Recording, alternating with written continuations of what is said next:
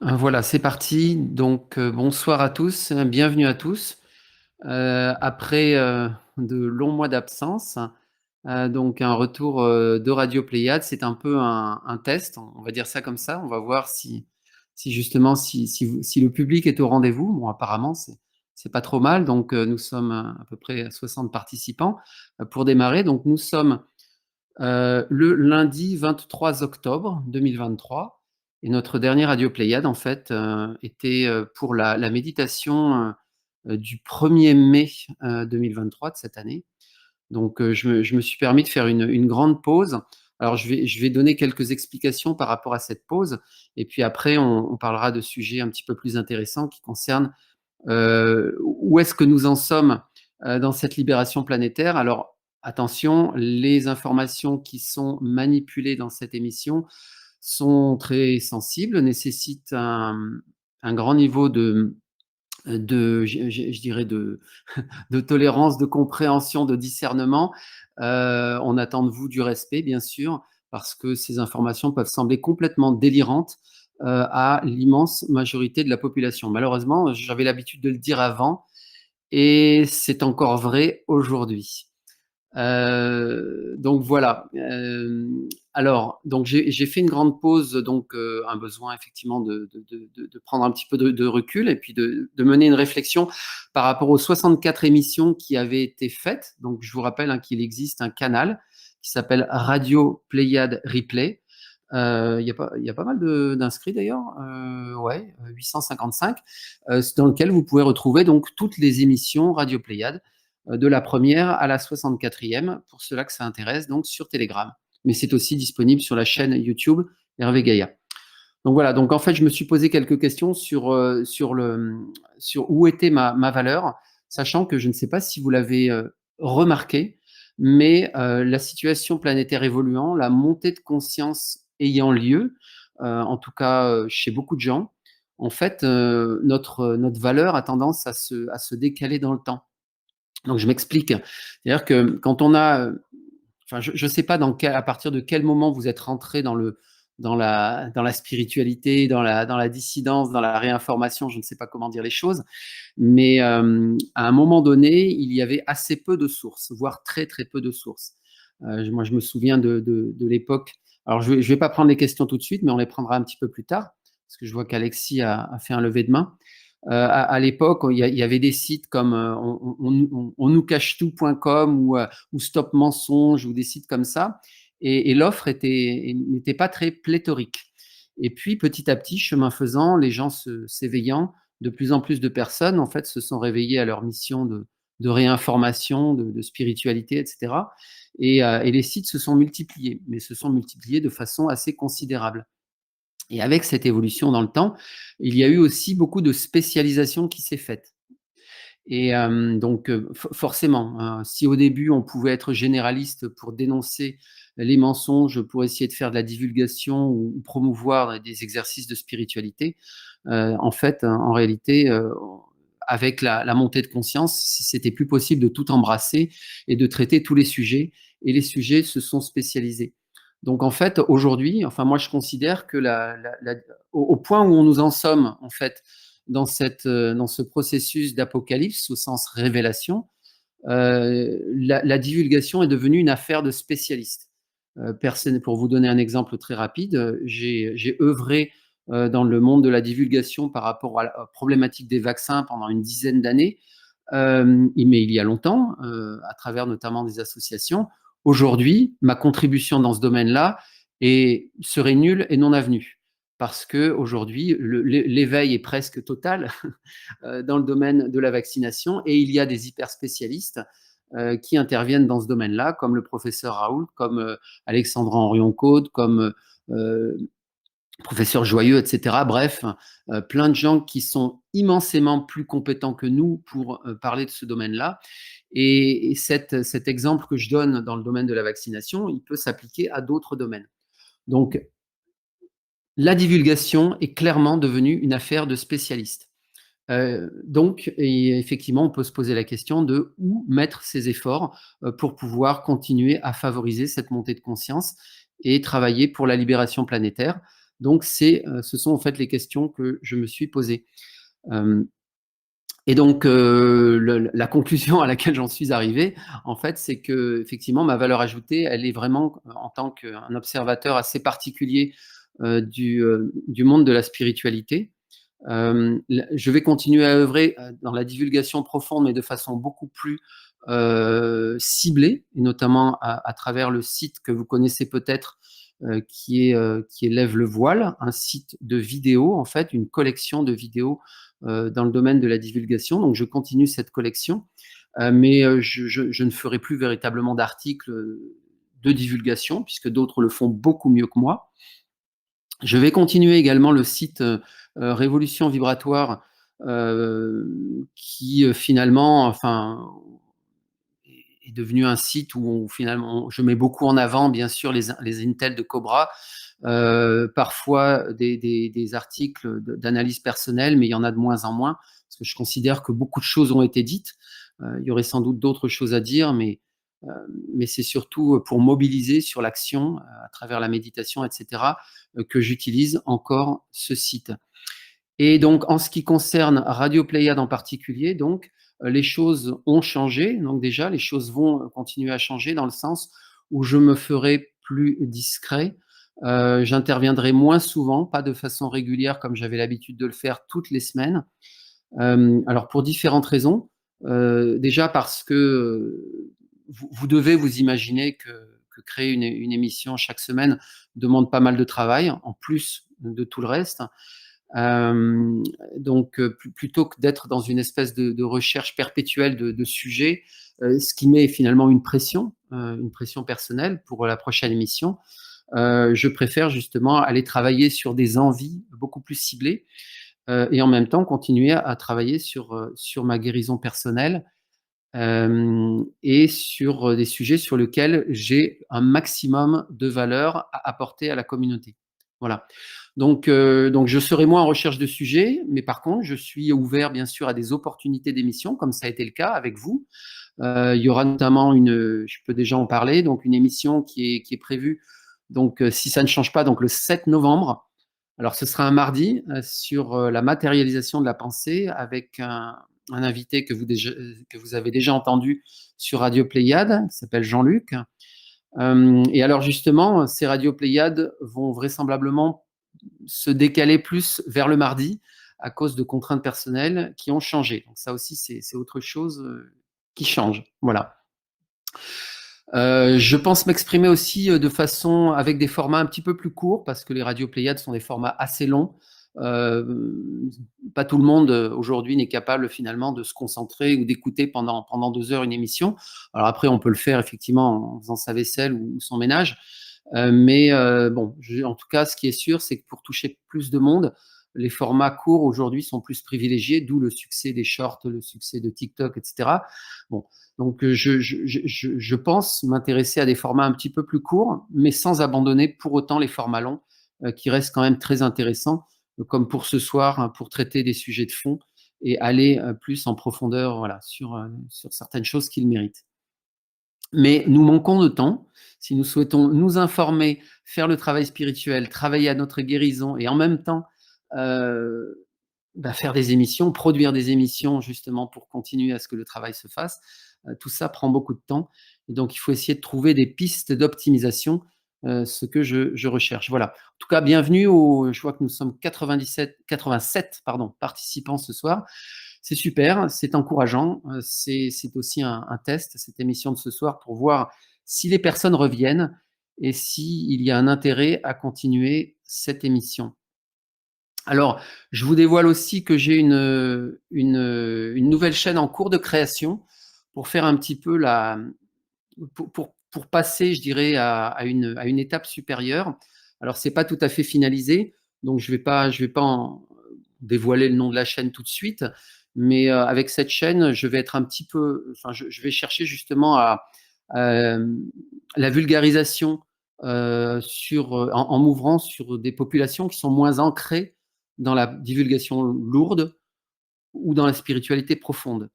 Mon goût aussi m'oriente vers la vulgarisation de la gnose, hein, ce que j'ai fait jusqu'à présent, mais aussi en fait tout ce qui concerne la fin des temps, puisque nous sommes en plein dedans.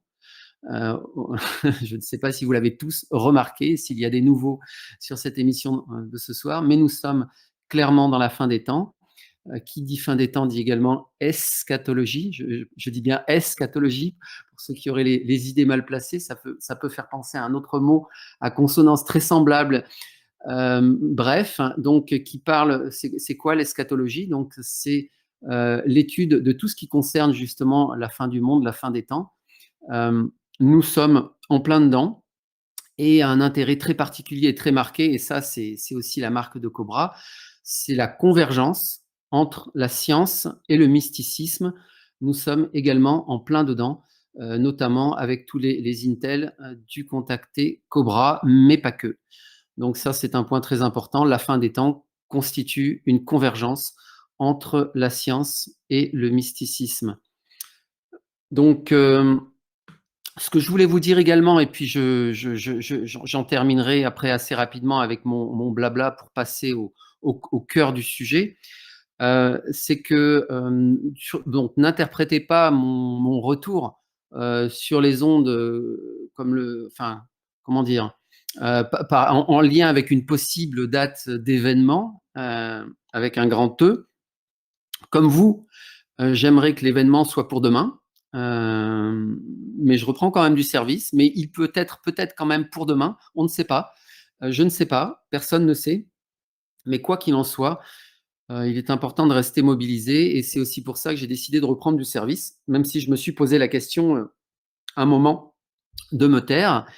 Mais j'en suis arrivé à la conclusion que même si ma voix est très marginale, je pense que il est plus utile que je continue à m'exprimer, mais de façon sans doute plus ciblée, plutôt que de me taire. Voilà la conclusion à laquelle j'en suis arrivé. Et voilà, donc pas d'interprétation quelle qu'elle soit sur la proximité de l'événement. Nous ne savons pas. Quoi qu'il en soit, notre contribution est toujours attendue, bien évidemment. Bien évidemment.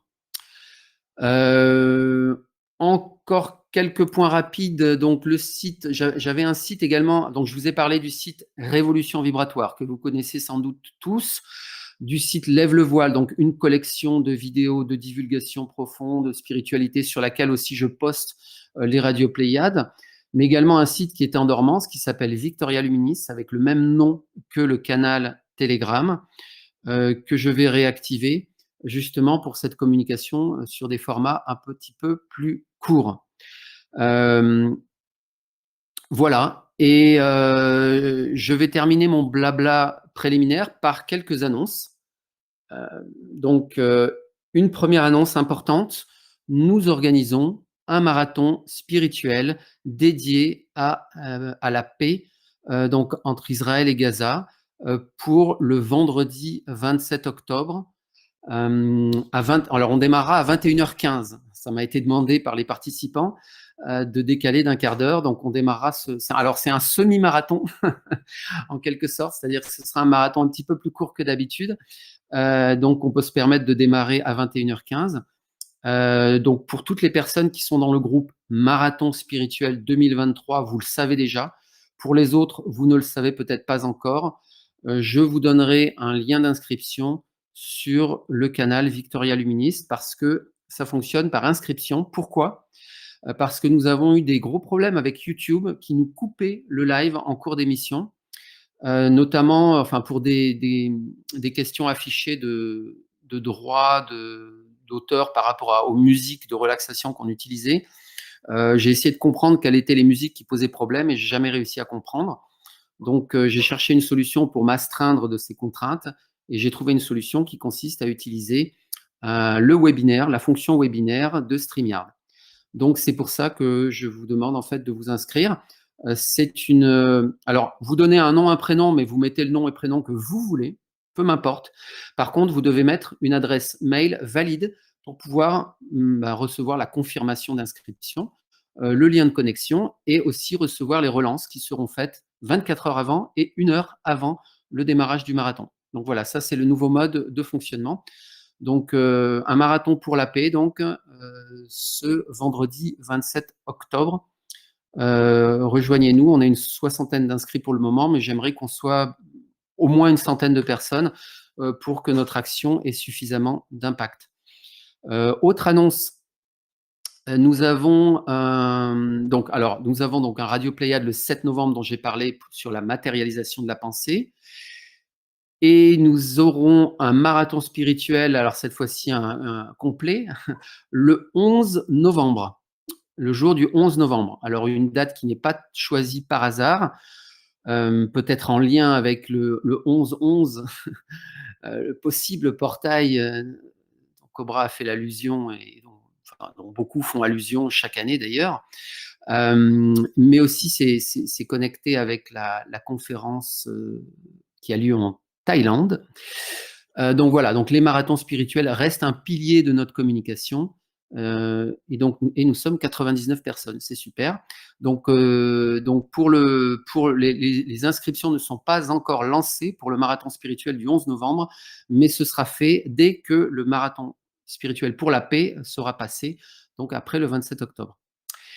Et pour terminer sur les annonces, et après je vous donne la parole pour que vous puissiez vous exprimer par rapport à cette reprise, si vous avez éventuellement des questions ou des réactions par rapport à tout ce que je viens de vous dire rapidement, en une quinzaine de minutes. Donc préparez vos questions. Donc une dernière annonce qui concerne la bande dessinée.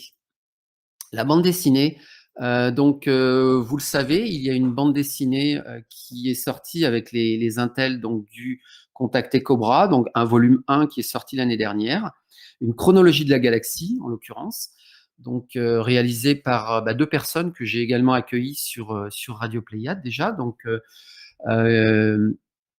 et alors, le tome 2 est sorti. Le tome 2 est sorti tout récemment. Et il y aura un tome 3 l'année prochaine. Donc, si vous avez aimé le tome 1, vous aimerez encore plus le tome 2, avec une évolution dans les dessins et des informations qui sont devenues tout à fait d'actualité, puisque le tome 2 traite de choses qui sont actuelles, en réalité.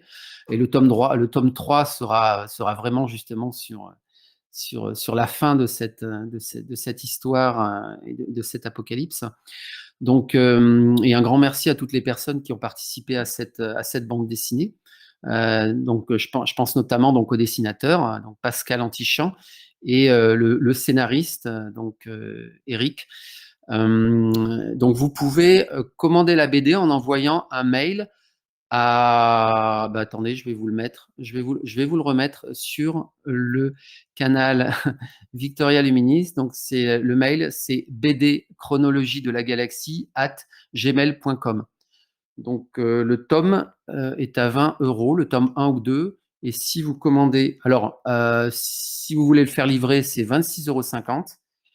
Et si vous voulez commander les 2 tomes, avec livraison comprise, c'est 45 €. Voilà. Et il y a aussi un groupe Telegram pour la bande dessinée qui s'appelle Le réel dans l'irréel, tout en attaché et sans accent. Voilà. Eh bien, écoutez, je suis à votre écoute pour vos questions, vos réactions. Et après, on va passer aux mises à jour de situations planétaires récentes. Je vais faire une espèce de melting pot de ce qui s'est dit récemment en revenant sur les points principaux sans rentrer dans le détail des mises à jour qui ont été faites puisque je n'ai pas eu l'occasion de m'exprimer sur ces mises à jour récentes. Alors, Hélène, je vois qu'Hélène a levé la main. Donc, vas-y Hélène, si tu souhaites t'exprimer, à toi la parole. Et à d'autres personnes. Donc, si vous souhaitez réagir par rapport à ces informations préliminaires, c'est le moment, par rapport à tout ce que je viens de vous dire. Et cette reprise qui note malgré tout un changement de paradigme, vous l'avez compris. Non, Hélène, tu ne souhaitais pas, Hélène 83, j'ai vu que tu avais levé la main. Non? Bonsoir, excusez-moi. J'ai levé la main, c'est parce que quand je suis en rouge, j'entends personne parler. C'est pour ça. D'accord, pas de souci, Hélène. Merci. Je te remets en micro rouge. Merci. Alors, non? Pas d'intervention? Je vous laisse 2-3 secondes pour réagir. Valérie? Oui, bonjour. Je voudrais savoir qu'est-ce que tu appelles l'événement parce que j'ai pas suivi les conférences d'avant. D'accord, ok. Alors, en tout cas, bienvenue, effectivement, bienvenue à toi et bienvenue à tous les nouveaux venus, s'il y en a. On est quand même, ouais, on est plus de 100 participants, c'est super. Alors, ce qu'on appelle l'événement avec un grand E, en fait, ça va être un point de bascule qui va être finalement le point de départ enfin, qui va être un point de bascule pour la libération planétaire, parce que nous estimons être effectivement sous l'oppression d'une clique dont on parlera justement tout à l'heure, en deuxième partie de cette émission. Nous sommes dans une planète prison, d'une certaine façon.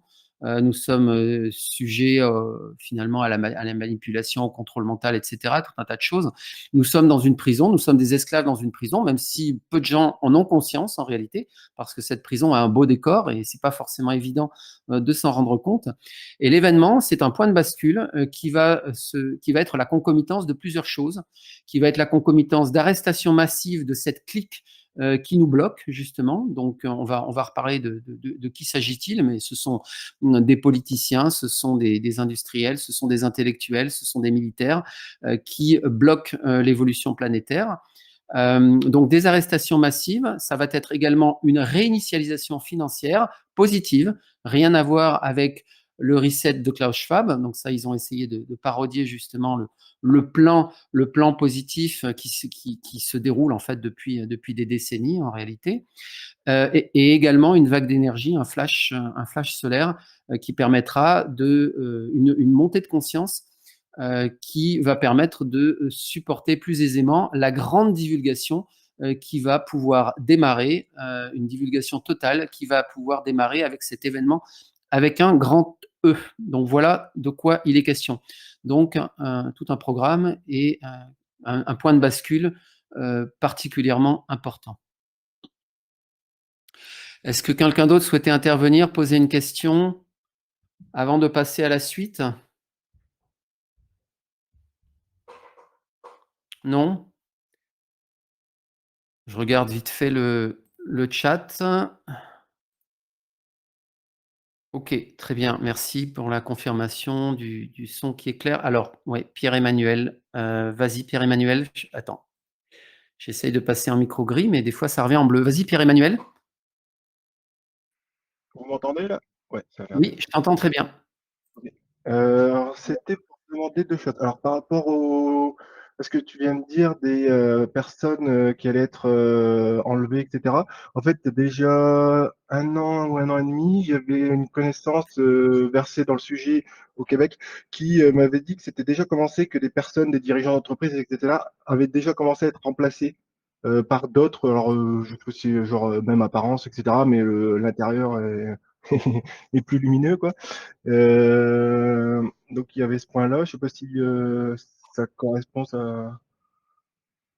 Alors, il y a beaucoup de fantasmes. Il y a beaucoup de fantasmes qui, notamment à travers, bon, je ne veux pas les stigmatiser, hein, c'est pas mon but, mais notamment à travers la communauté des QAnon, mais beaucoup de fantasmes en fait qui permettent, bon, ça c'est un thème que j'ai beaucoup développé dans mes émissions et dans mes articles, qui permettent justement de démobiliser la communauté spirituelle. En réalité, oui, il y a eu des arrestations, c'est vrai, il y en a eu, mais peut-être pas celle qu'on croit et pas à grande échelle. Donc voilà, je pense que les gros bonnets, ce sont les arrestations qui auront lieu à la fin.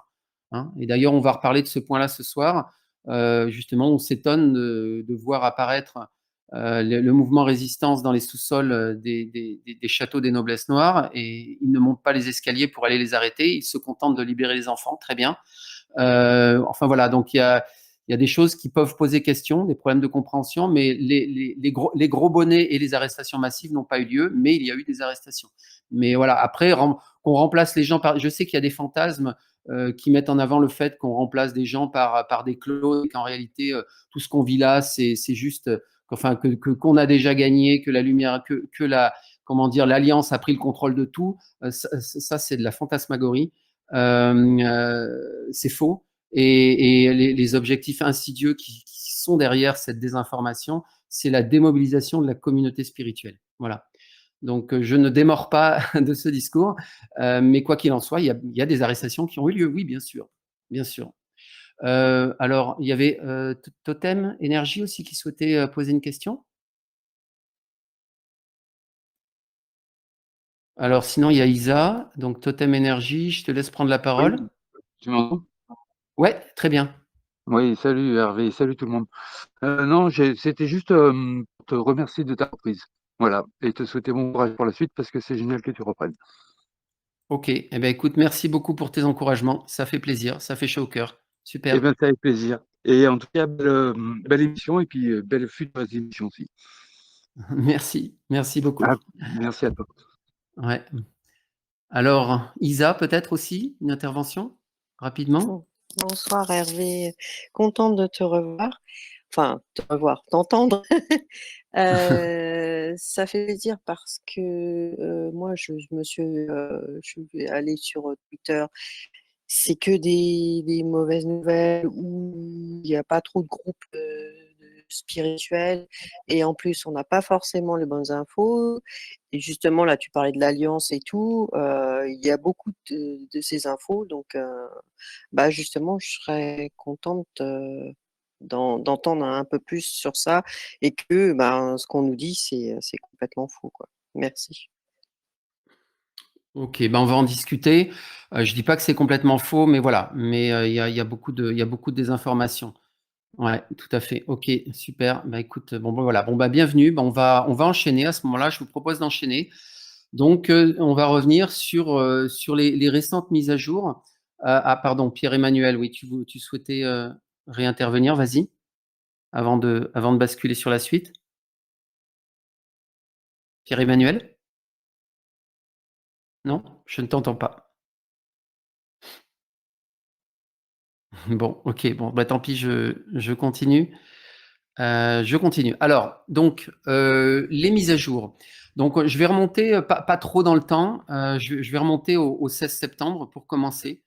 Donc, où on a reçu en fait une mise à jour de situation planétaire, donc du Contact Cobra, qui, je le répète, pour nous, pour les nouveaux venus, est la source, l'une des sources les plus profondes et les plus fiables à la surface de cette planète. Il y en a d'autres, bien sûr, mais celle-ci est très pluridisciplinaire et plutôt très fiable et aborde des sujets extrêmement profonds. Et voilà. Et ceux qui le suivent depuis des années, voire même peut-être depuis 10 ans pour certains, ont pu constater la fiabilité de ces informations, et ils donnent aussi beaucoup de clés justement pour les exercices spirituels pour nous aider à avancer. Donc ils ne se contentent pas de donner des informations, ils donnent aussi des outils, ce qui est capital dans la situation que nous vivons. Donc bref, donc le 16 septembre 2023, qu'est-ce qu'il disait? Il disait la chose suivante: les chimères ont été complètement vaincues et n'existent plus. Alors pour les personnes qui sont nouvelles sur l'émission, c'est vrai que ça peut être un petit peu compliqué. Les chimères, ce sont des êtres sombres, très très sombres, qui ne sont pas originaires de la planète Terre, qui ont pris le contrôle de la planète Terre et qui étaient au sommet de la pyramide alimentaire à la surface de cette planète. Hein, bien au-dessus de ce que beaucoup considèrent comme la Kabbale. On entend souvent parler des Rothschild, des Rockefeller, de Klaus Schwab, etc. Non, la pyramide alimentaire, elle monte beaucoup plus haut que ça à la surface de cette planète. Et elle montait jusqu'à ce qu'on appelait les chimères, mais qui ont été complètement vaincues et n'existent plus. Alors, ça, c'est extraordinaire. En fait, c'est vrai que ça aurait valu le coup que je m'exprime à l'époque. Bon, je ne fais que maintenant, mais peu importe. C'est vraiment une nouvelle extraordinaire. Parce que c'est véritablement le début de la fin de la matrice, si j'ose dire. Donc, comme il commentait lui-même, donc avec l'élimination des chimères, l'évolution cosmique vers la lumière n'est plus en danger. Hein, on savait, bon, ils étaient très avancés sur le plan technologique avec des armes très exotiques. Ils étaient en capacité de faire péter la planète s'ils le souhaitaient, par simple esprit revanchard. Aujourd'hui, ce n'est plus possible. Donc, la ligne de temps positive a été complètement stabilisée. Donc cela signifie que même si la victoire de la lumière n'est pas effective au moment où je vous parle, elle est assurée. Elle est absolument assurée. Ce qui ne veut pas dire qu'il faut se démobiliser, bien sûr. Ce qui ne veut pas dire que nous n'avons rien à faire. Au contraire, et c'est pour ça d'ailleurs que je vous ai parlé de ce marathon spirituel pour la paix vendredi, parce qu'il y a encore des choses à faire, bien évidemment, pour minimiser la souffrance à la surface de cette planète. Voilà. Mais en tout cas, il ne reste plus de ligne temporelle avec une issue négative. Donc ça, c'est vraiment énorme et c'est la plus belle nouvelle qu'on n'a jamais pu avoir depuis, depuis toujours, j'ai envie de dire. Voilà. Donc, en fait, je ne sais pas si vous vous souvenez, mais Cobra avait mis en avant, à un moment donné, un diagramme assez simple, d'ailleurs que j'ai reposté sur le groupe Telegram autour de Radio Pléiade. Je vais peut-être le repousser sur Victoria Lumis. Voilà, je le repousse. Un graphe sans commentaire, mais je vais vous le commenter, mais qui a son importance. Et je pense qu'il n'a pas forcément été bien compris par tout le monde. Un graphe, donc, avec en abscisse, donc c'est une radio, donc pour ceux qui ne verront pas le graphe, j'explique. En abscisse, le temps, et en ordonnée, l'entropie. L'entropie qui est la mesure du désordre ou la mesure du chaos. Voilà. Et donc, sur ce graphe, il y a deux courbes. Il y a une courbe qui est montante, avec la mention 1, courbe 1. Donc, c'est la courbe qui représente l'entropie de la société à la surface de cette planète. Donc, on voit bien que plus l'on s'approche justement donc, de la fin des temps ou de l'événement, comme je le disais tout à l'heure, plus, bien sûr, la cabale, cette clique qui nous maintient dans cette prison planétaire, plus ils s'excitent, plus ils prennent des mesures liberticides, plus ils génèrent des guerres, etc., en réaction, et ceci, par voie de conséquence, augmente l'entropie, donc le désordre et le chaos à la surface de cette planète. On l'a bien vu avec l'exemple de l'attaque donc du Hamas sur Israël. Donc ça, c'était une tentative que j'ai envie de qualifier de désespérée de déclencher une troisième guerre mondiale. Donc une troisième guerre mondiale signifierait une entropie évidemment qui exploserait, un chaos qui exploserait à la surface de cette planète. Donc voilà, donc sur cette courbe, une courbe qui représente l'augmentation de l'entropie avec les forces sombres qui font tout ce qu'elles peuvent pour générer du chaos à la surface de cette planète. Et une autre courbe, numéro 2, qui représente la courbe de l'entropie de l'événement. Alors, l'entropie de l'événement, qu'est-ce que ça veut dire? Donc, on revient à cette notion d'événement avec un grand E. Si demain, nous déclenchons des arrestations massives, une réinitialisation financière et une divulgation totale, inutile de vous dire que cela va engendrer un certain chaos. Pourquoi? Parce que les gens auront beaucoup de colère, les gens deviendront fous pour certains, ça va déclencher éventuellement donc des anomalies dans les réseaux de distribution. Donc tout ceci va générer de l'entropie. Donc, quel est le plan des forces de la lumière? C'est d'intervenir à un moment où, de toute façon, l'entropie à la surface de la planète ne pourrait pas être pire que celle qui est provoquée par l'événement. En d'autres termes, plus on avance dans le temps, plus l'entropie de la population de surface augmente, donc avec le chaos qui augmente. Arrivé un moment, que comme les forces sombres sont débarrassées de leur pouvoir de nuisance au fur et à mesure, le déclenchement de l'événement, l'entropie générée par, donc le chaos généré par le déclenchement de l'événement diminue au cours du temps, parce que justement le pouvoir de représailles des forces sombres diminue avec le temps. Et donc à partir du moment où ces courbes se croisent, ça veut dire que l'événement peut être déclenché pour la simple et bonne raison que le déclenchement de l'événement ne générera pas plus d'entropie que ce qui existe déjà à la surface de cette planète. L'événement, autrement dit, ne générera pas plus de chaos que ce qu'il existe à la surface de cette planète. C'est ça la règle du déclenchement de l'événement. Voilà. Alors, on reviendra sur d'autres aspects énergétiques, mais c'est ça. Donc voilà, j'espère que j'ai été clair dans mes explications, mais ça me semblait important de reparler de ce point-là. Ensuite, ce que disait Cobra donc, dans cette publication donc, du 16 septembre 2023, c'est que le facteur principal donc, qui retarde la libération planétaire, c'est un truc, un concept qui est complètement chelou, qui est on va dire, le plus profond de ce qu'on peut imaginer en termes d'ésotérisme. C'est l'ésotérisme de l'ésotérisme. C'est un concept qui s'appelle le rôdeur, qui est son anomalie subquantique. Alors, j'ai pas trop envie forcément de développer ce concept-là ce soir, parce que déjà parce que faut admettre que personne n'est compétent pour développer ce concept-là. Personne, je pense, n'a les compétences pour le faire. Mais voilà, c'est en gros, c'est le reste de tout ce qu'il y avait d'entités sombres qui s'est projeté dans un plan qui est plus petit que le plan quantique, donc qui est considéré comme non existant d'ailleurs, hein, parce que le subquantique n'existe pas pour beaucoup de scientifiques. Hein. Le pixel de l'espace-temps, c'est la longueur de Planck, et en dessous de la longueur de Planck, il n'existe rien. Mais d'après Cobra, en dessous de la longueur de Planck, il existe une anomalie qui se matérialise à travers ce rôdeur, et ce rôdeur influence directement le subconscient humain en se manifestant sous la forme de fluctuations quantiques dans notre monde matériel. Bon, bref, on a envie de dire à vos souhaits.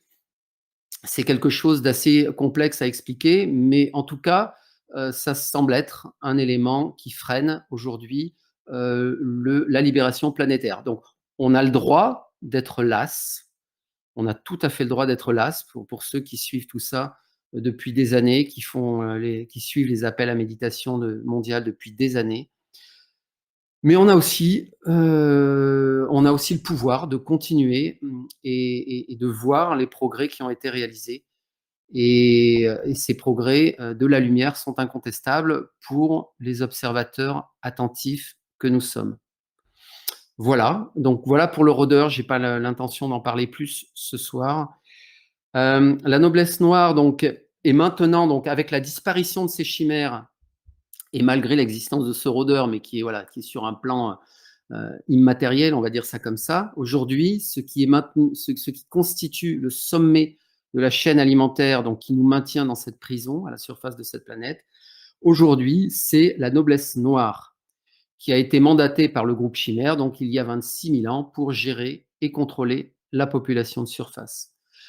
Comme les chimères ont disparu, et bien maintenant, les noblesses noires, pour pouvoir continuer à se connecter à quelque chose de très sombre, elles se connectent à ce rôdeur dans leur rituel de magie noire, qui est vraisemblablement, je ne sais pas par quel biais, mais qui est capable de les conseiller pour essayer de faire perdurer le système sombre à la surface de cette planète. Donc voilà. Alors, une petite réflexion personnelle. On est en droit de penser qu'il n'y a plus d'archonte non plus. Hein. Vous connaissez ce concept d'archonte, on en a beaucoup parlé aussi. C'est un concept qui vient des gnostiques, hein, qui était donc ces mouvements pré-chrétiens qui considéraient déjà que la planète Terre était une planète prison qu'il fallait libérer, qui était sous l'emprise de ces archontes. On est en droit de penser qu'il n'y a plus d'archonte. Pourquoi ? Parce que les noblesses noires, apparemment, se connectent aux rôdeurs et ne se connectent plus donc aux chimères, puisqu'elles n'existent plus, ni aux archontes. Donc, vraisemblablement, les archontes aussi ont été complètement nettoyés. Voilà. Et donc, maintenant, si on regarde un petit peu cette pyramide, cette chaîne alimentaire à la surface de cette planète, donc toujours dans cette publication du 16 septembre, donc il nous disait, donc c'est des chiffres très intéressants, donc que la noblesse noire et leurs agents jésuites comptent environ 2000 personnes. Donc ça veut dire quoi ? Ça veut dire qu'aujourd'hui, ce qui bloque l'événement, ce qui bloque finalement cette grande bascule dans le nouvel âge, c'est principalement 2000 personnes à la surface de cette planète. Alors moi, j'ai envie de vous dire, on ne pourrait pas essayer de s'en prendre un chacun entre quatre yeux et puis de se dire, voilà, il doit bien y avoir 2000 travailleurs de lumière volontaires à la surface de cette planète, prêts à, si j'ose dire, affronter l'obscurité de chacune de ces 2000 personnes. 2000 personnes, c'est rien. On sait que quand on a fait des méditations mondiales, on était 144 000 personnes. On a parfois dépassé largement les 144 000 personnes. 2000 personnes, c'est rien. Et notre pouvoir est immense. Notre pouvoir est immense, même si on a du mal à reconnecter avec, en tout cas pour certains. Donc, nous sommes tout à fait en mesure de faire face à ce qu'il reste de ce sommet de la pyramide alimentaire à la surface de cette planète. C'est à notre portée.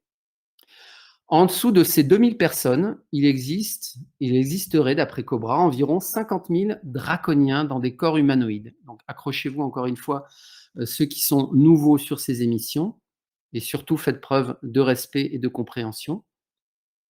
50 000 draconiens dans des corps humanoïdes. Moi, j'ai l'impression d'en connaître un très bien, que je vois régulièrement à la télé. J'irai pas plus loin, vous avez tous les éléments.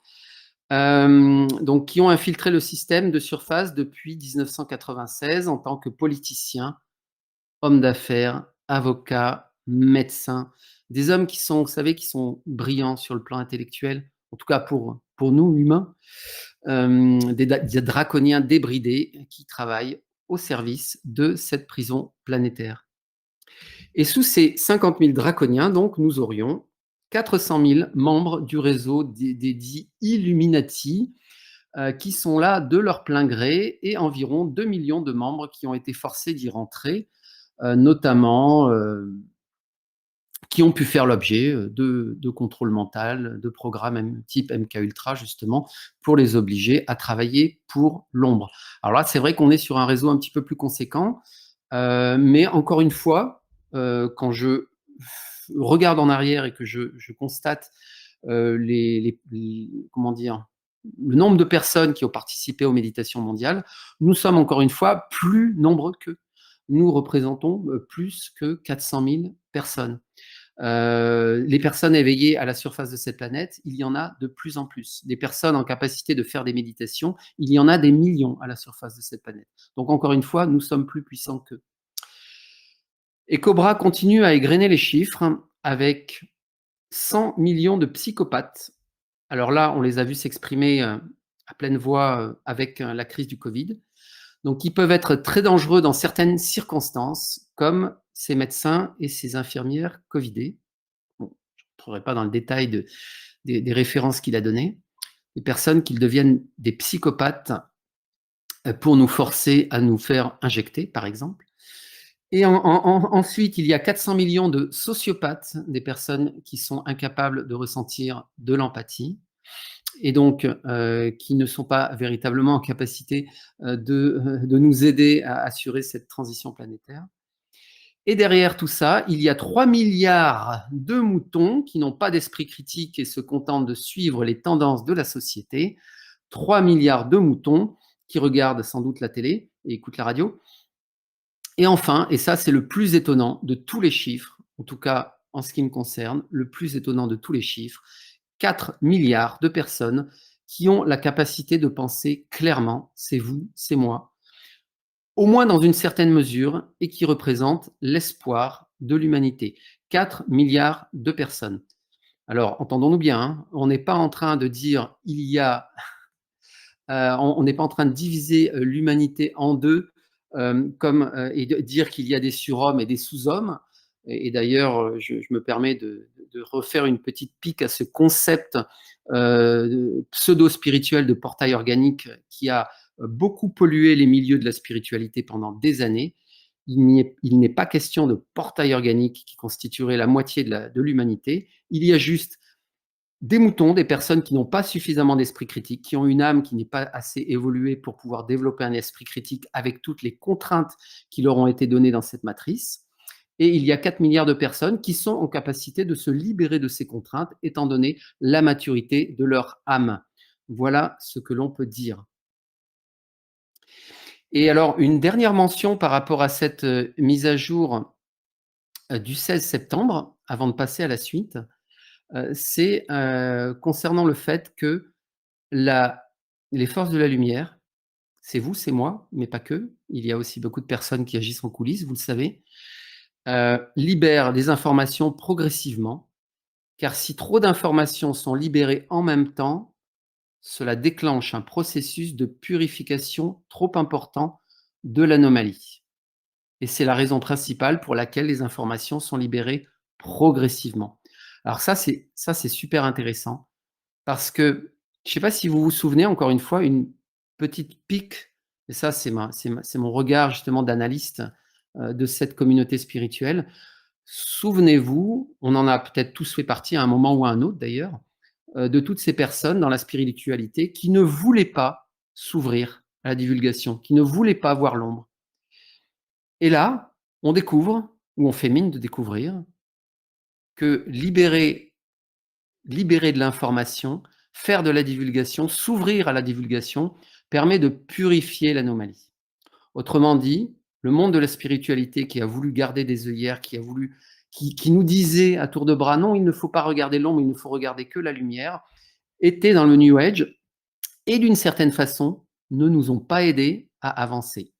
Car, encore une fois, je le répète, libérer de l'information déclenche un processus de purification de l'anomalie. Voilà, et je suis complètement en phase avec ça. Et je vais ouvrir un petit espace de questions si vous le souhaitez avant de passer à la rubrique suivante.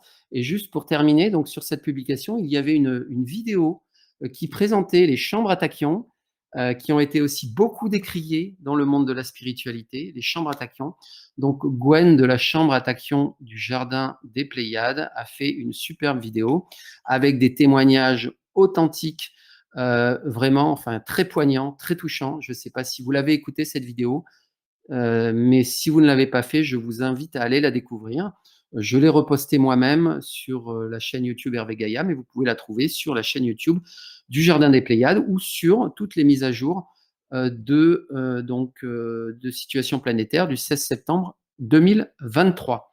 Voilà, donc pour ceux qui douteraient encore, peut-être, de la viabilité de cette technologie extraordinaire que constituent les chambres à tachyons, eh ben, allez voir ce petit reportage, cette petite vidéo.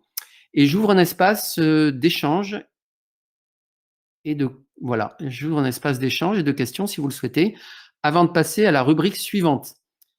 Ça fait beaucoup d'informations, beaucoup de concepts assez ardus, et peut-être que certaines personnes sont déstabilisées par les choses qui ont pu être dites.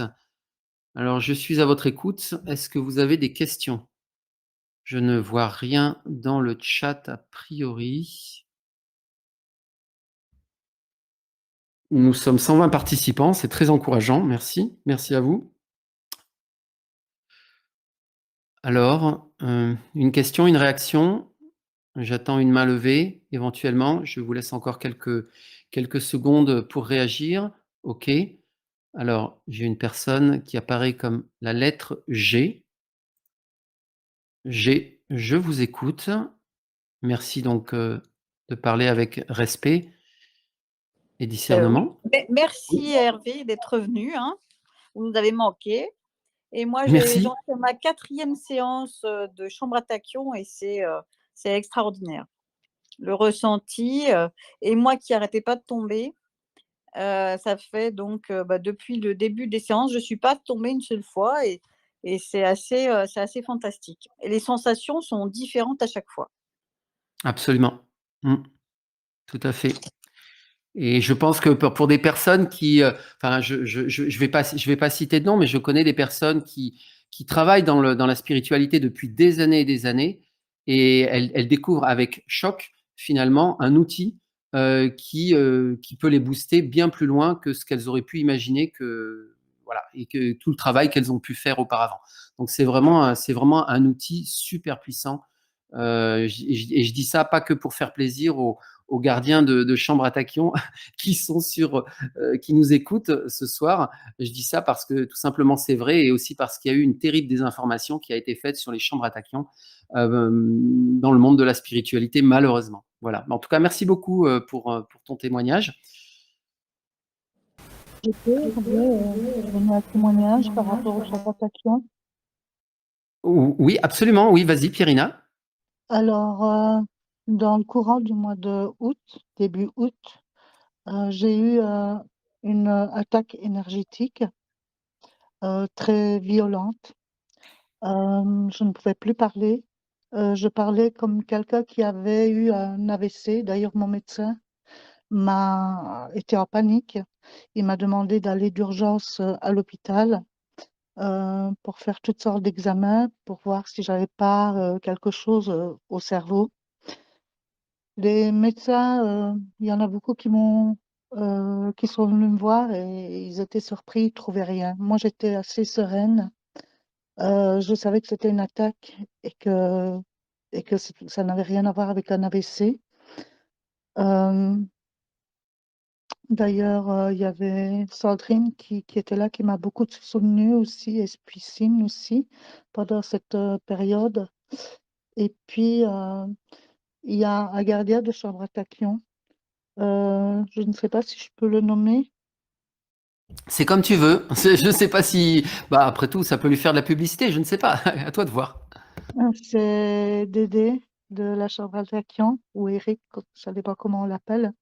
Donc, c'est la chambre à Ouais. tachyon du Poitou. Oui, et c'est Ouais. en l'occurrence, tu peux le citer puisque c'est lui qui a travaillé sur la bande dessinée Sur dont la j'ai parlé BD, tout à ouais, l'heure. exactement, oui. Donc, merci infiniment à lui. Il m'a fait donc une première séance. Au lendemain, j'ai récupéré ce que j'estime à 80% de mes capacités pour parler. Et donc, je l'ai rappelé pour le remercier. Et il m'a proposé une deuxième séance. Et au lendemain de cette deuxième séance, j'ai récupéré toutes mes capacités. Je parlais comme maintenant, très normalement, comme si de rien n'était, comme si rien s'était passé. Donc oui, je peux confirmer, confirmer que les chambres à tachyon euh, sont, agissent, agissent surtout peut-être sur ce qui est énergétique, en tout cas pour ma part. Et j'en suis à je pense que j'ai fait en tout 26 ou 27 séances en tout, dont 2 en présentiel. Voilà, merci. Très bien, bah écoute, merci beaucoup Pierina pour ce témoignage. Et c'est vrai que bah, je pense que beaucoup de chambres à tachyon ont leur livre d'or, hein, ou même des témoignages sur Internet. Et aujourd'hui, je pense que les témoignages se comptent par centaines, hein. Donc voilà, il n'est pire aveugle que celui qui ne veut pas voir. Vous avez un outil extraordinaire à votre disposition, utilisez-le. Voilà. Donc, bah, en tout cas, merci beaucoup pour ce témoignage. Barbara, je vois que Barbara souhaitait intervenir aussi. Hop, vas-y, tu peux prendre la parole. Je t'ai passé un micro gris. Nous t'écoutons.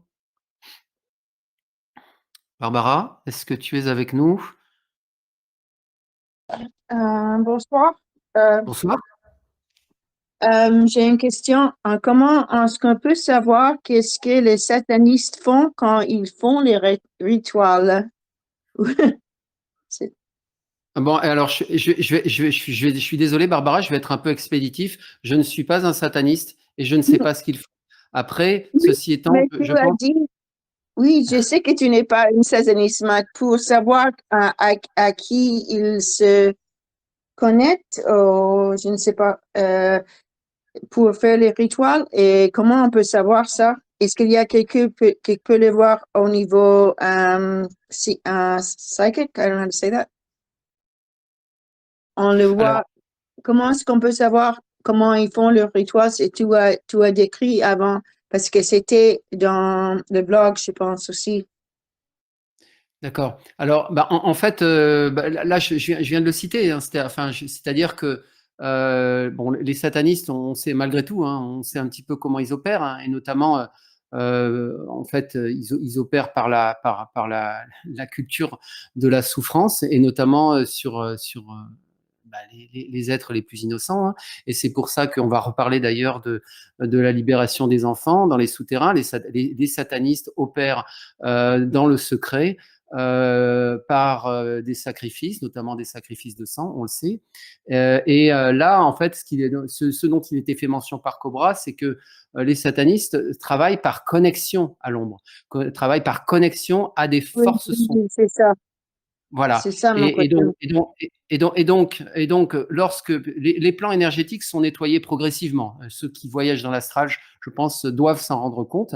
Les scènes de théâtre de l'astral se vident, hein. J'ai fait aussi une émission sur les théâtres de l'astral. Il n'y a plus beaucoup d'acteurs aujourd'hui disponibles dans les théâtres de l'astral, et puis d'une façon générale, l'astral s'est vidé avec les opérations Pandora qui ont nettoyé beaucoup d'êtres négatifs. Ceci étant, donc, ils se connectent à ce à quoi ils peuvent encore se connecter. Et l'information qui est donnée par Cobra, mais alors là, moi, je pense que c'est à part Cobra, il y a rien, personne d'autre ne peut parler de ça. C'est qu'ils se connecteraient aujourd'hui justement aux rôdeurs. Donc, c'est cette espèce d'être, cette espèce de blob subquantique qui constitue aujourd'hui l'essentiel de l'anomalie, du mal, on va dire ça comme ça, qui subsiste. Donc voilà, donc les satanistes opèrent en se connectant à ces entités-là pour en retirer de la force, pour manifester justement le mal à la surface de cette planète. Voilà, je ne vais pas dire beaucoup plus parce que on sait pas la peine d'insister trop là-dessus, sachant que nous, justement, notre action, c'est d'incarner la lumière, c'est d'incarner le pilier de lumière, et plus nous l'incarnons, plus nous nettoyons cette anomalie, et par voie de conséquence, plus nous leur enlevons du pouvoir. Voilà. Ok, merci. Merci Barbara. Oui. Alors je ferme ton micro. Alors attends, non, c'est Michel. Oui, bonsoir tout le monde, bonsoir Hervé.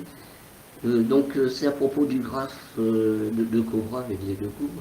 Si je comprends bien, donc l'événement n'a pas encore lieu, ne peut pas, parce que le chaos n'est pas encore suffisant. Il faut encore que le chaos donc augmente, l'entropie voulue par la Kabbale augmente pour que l'événement ait lieu. Et donc je me demandais si la guerre des événements à Gaza était un moyen d'augmenter ce chaos. Voilà ma question. Ou s'il y avait autre chose. Un risque de guerre civile un peu partout, par exemple. C'est ça le chaos. C'est ça. Alors, je vais fermer ton micro parce que c'est terrible. Ah ouais, merci. Merci de l'avoir fermé, Michel. Merci pour ta question. Alors, c'est vrai que c'est choquant. Je suis d'accord. Enfin, quelque part, ta question, elle est intéressante parce que elle met le doigt là où ça fait mal. C'est-à-dire que quelque part, ça veut dire que les forces ce que nous a dit Cobra, c'est que les forces de la lumière interviendront lorsqu'il y aura suffisamment de chaos à la surface de cette planète. C'est un peu choquant de dire les choses comme ça. On est d'accord. Mais en fait, ce que j'ai voulu exprimer, c'est que, encore une fois, il y a toujours donc ces 2000 membres de noblesse noire et jésuites, ces 50 000 draconiens, ces 400 000 membres du réseau Illuminati qui potentiellement font partie des réseaux militaires qui ont la capacité d'appuyer sur un bouton rouge. Alors, vous comprendrez l'expression du bouton rouge, c'est-à-dire que si on leur demande, c'est un petit peu, pour ceux qui ont vu la guerre des étoiles, c'est un peu l'ordre 666, c'est-à-dire que si on leur donne l'ordre, alors là en l'occurrence c'était plutôt le plan Doom 33 dont parle Cobra, mais qui a été considérablement affaibli, si on leur donne l'ordre d'appuyer sur le bouton rouge, ils vont le faire. S'ils ont des bombes chimiques, ils vont les libérer, des bombes bactériologiques, etc., etc. Donc ils ont, ces gens-là, même si, je dirais, dans notre appréciation, il y a déjà trop de chaos à la surface de cette planète. Si pardon, la résistance intervenait aujourd'hui, tous ces membres qui travaillent pour le côté sombre auraient la possibilité d'appuyer sur un bouton rouge, ce qui générerait immensément de chaos à la surface de cette planète. Donc ils ont un pouvoir de nuisance. Et tant que justement leur pouvoir de nuisance n'est pas suffisamment affaibli, les forces de la lumière considèrent que ce n'est pas le meilleur moment pour intervenir. Encore une fois, le moment d'intervention des forces de la lumière correspondra à un chemin de moindre chaos ou moindre souffrance à la surface de cette planète. On sait qu'il y a plein de souffrances à la surface de cette planète. Aujourd'hui, il y en a énormément, mais vraisemblablement, le pouvoir de nuisance des sombres est encore suffisamment important, ce qui fait que leur main est retenue d'une certaine façon. Alors, je ne sais pas si ça répond à ton interrogation, Michel, mais voilà, c'est une interrogation légitime. Oui, ça répond. Merci Hervé. Ça répond. Donc, ils ont encore trop de pouvoir de faire du mal. Voilà. Merci. Merci Michel. Ok, il y avait Akhenaton également. Éventuellement, on peut prendre ta question rapidement avant de passer à la suite. Oui, merci. Bonjour Hervé, bonjour à tous. C'est juste par rapport à la mise à jour que tu as faite de Cobra sur le fait que toutes les chimères avaient disparu. J'avais compris la même chose, mais il m'avait semblé d'avoir entendu parler qu'il restait une base au sud d'Israël, sous une ville, je crois que c'est Elim ou quelque chose comme ça, donc qui est une base centrale apparemment des chimères et il ne restait que celle-là. Juste, est-ce que c'est moi qui ai mal compris ou une omission de ta part? Voilà, merci. Ok, merci pour ta question, Akhenaton. Alors, il s'agit de la base d'Urim. Urim. Et d'ailleurs, une base qui n'est pas située très très loin de la bande de Gaza. Et d'après Cobra, justement, le mouvement résistance est intervenu dans cette base d'Urim. Ils ont profité du chaos généré par les attaques du Hamas pour intervenir dans cette base d'Urim. Alors, en fait, effectivement, c'était une base connue, à un moment décrite comme ayant un ordinateur quantique sur le plan éthérique qui permettait de contrôler beaucoup de choses à la surface de cette planète, qui était sous contrôle des chimères. On peut s'imaginer que les chimères travaillaient en coopération avec des humains. Et j'imagine que, en tout cas, ce que dit Cobra, ce que sous-entend Cobra, c'est que cette base d'Urim a toujours un pouvoir de nuisance, à travers notamment les armes, le contrôle des armes à énergie dirigée orientées vers les travailleurs de lumière. Et donc, il est vraisemblable que cette base d'Urim n'est pas détruite. Aujourd'hui, il n'a pas dit qu'elle était détruite. Mais les chimères ne sont plus là. Pour autant, il y a sans doute certains encore informaticiens, ingénieurs, je ne sais pas, qui contrôlent cette base d'Urim dans une certaine mesure pour continuer à exécuter leur sombre mission. Donc voilà ce que je peux dire. Mais oui, je me suis posé la même question que toi, Akhenaton, effectivement. Donc cette base d'Urim n'est pas détruite, mais les chimères le seraient. Voilà. Ok, on va continuer. Merci. Ouais, merci à toi.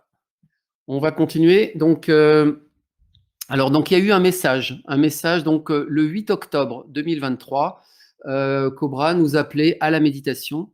Donc, un message urgent à la population de surface. Les forces obscures tentent de provoquer une nouvelle guerre mondiale en déclenchant un conflit en Israël. C'est pourquoi nous avons été appelés à méditer toutes les 4 heures. Donc, méditation urgente pour la paix entre Israël et Gaza. La vidéo a été d'ailleurs mise à jour. Je l'ai republiée sur le canal Victoria Luminis. Donc, vous êtes toujours conviés à faire cette méditation, plus que jamais d'ailleurs, plus que jamais, toutes les 4 heures. Faites-la quand vous pouvez. Faites-la même en dehors des heures qui sont proposées, peu importe. Plus nous serons nombreux à le faire, mieux ce sera.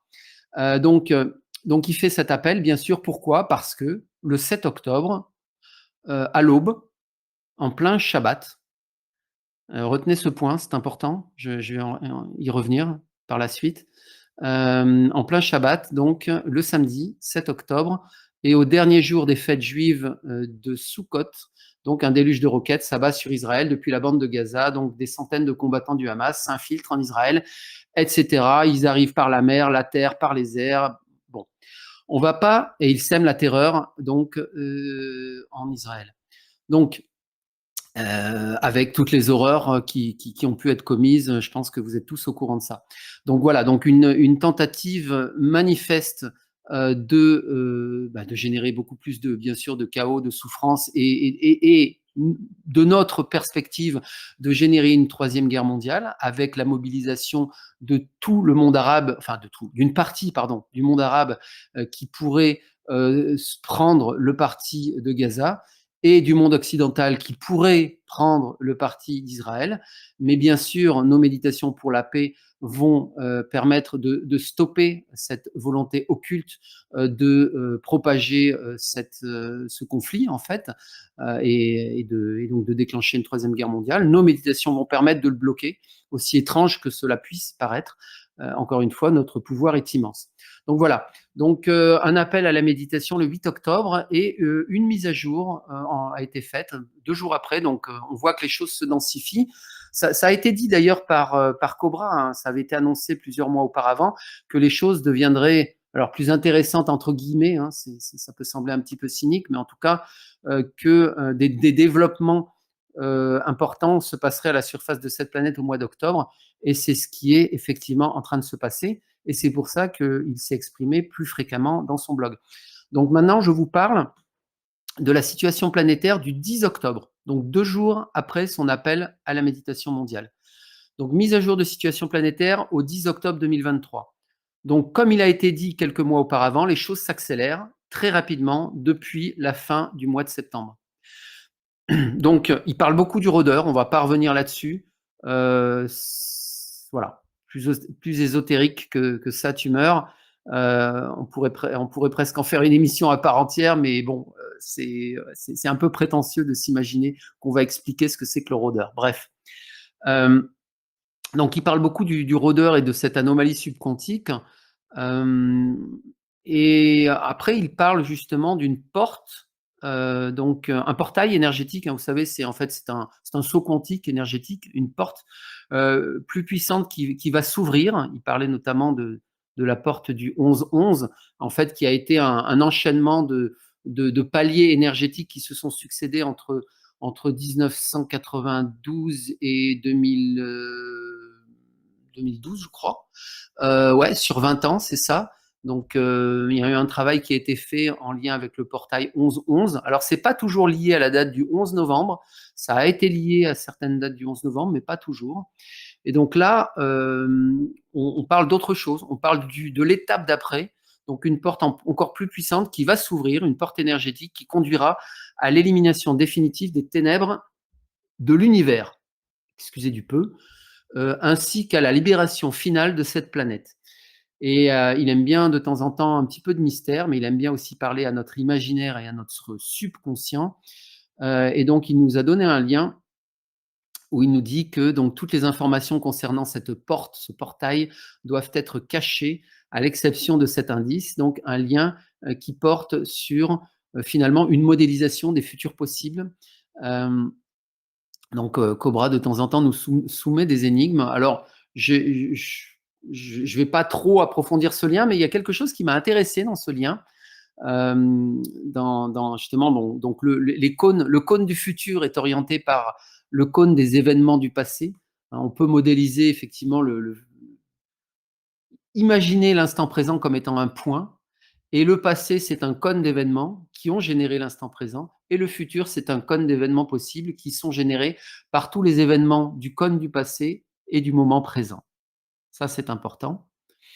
Et en fait, il parle d'un certain Roy Amara dans cet article. Je trouve ça assez intéressant. C'est un chercheur nord-américain qui est décédé en 2007, qui a cofondé l'Institut pour le futur en Californie.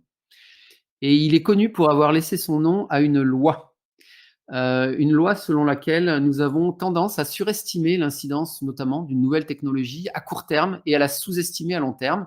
Mais c'est pas ça qui m'intéresse. Moi, ce qui m'intéresse, c'est justement ces 3 lois justement qu'il a énoncées en 1981. La première, c'est de dire que le futur n'est pas prédéterminé. La deuxième, c'est que le futur n'est pas prédictible. Et la troisième, c'est que les développements du futur peuvent être influencés par nos choix dans l'instant présent. Et quand on a dit ça, on a tout dit. Et dans la lignée des messages que je mets en avant. Donc, ça veut dire que rien n'est... Enfin, je veux dire, le futur n'est pas encore prédéterminé, même si nous sommes aujourd'hui, nous avons la garantie, effectivement, qu'il n'y aura pas de destruction massive. Mais en tout cas, l'événement, nous n'y sommes pas encore. Nous ne pouvons pas prédire quand est-ce qu'il aura lieu, et tout dépend de l'implication de chacun dans l'instant présent, par le choix que nous faisons par notre engagement pour la lumière, en tant que pilier de lumière, en tant que méditant, etc., etc. Voilà ce que je retiens par rapport à ce petit indice de Cobra.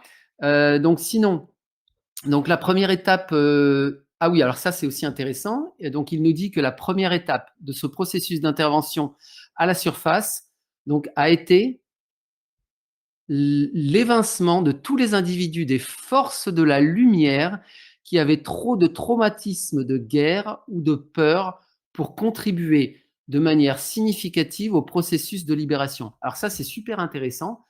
Pourquoi?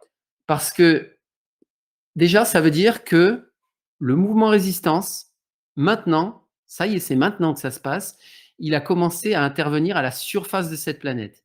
Et Dieu sait s'il y a eu des hésitations. Ils ont commencé à intervenir et ils continuent avec justement ce qui s'est passé. On va y revenir là-dessus sur le conflit en Israël. Et alors, ce qui est étrange, c'est qu'ils ont évacué des individus des forces de la lumière. Alors, qui sont-ils? Est-ce que ce sont des humains? Est-ce que ce sont des Pléiadiens? On ne sait pas trop. Mais en tout cas, qui avaient trop de traumatisme pour pouvoir contribuer à ce processus de libération. Alors, moi, j'aurais envie de vous poser la question de façon un peu taquine. Est-ce que vous avez autour de vous des personnes qui ont disparu du paysage? Connaissez-vous des travailleurs de lumière ou des guerriers de lumière autour de vous qui ont disparu?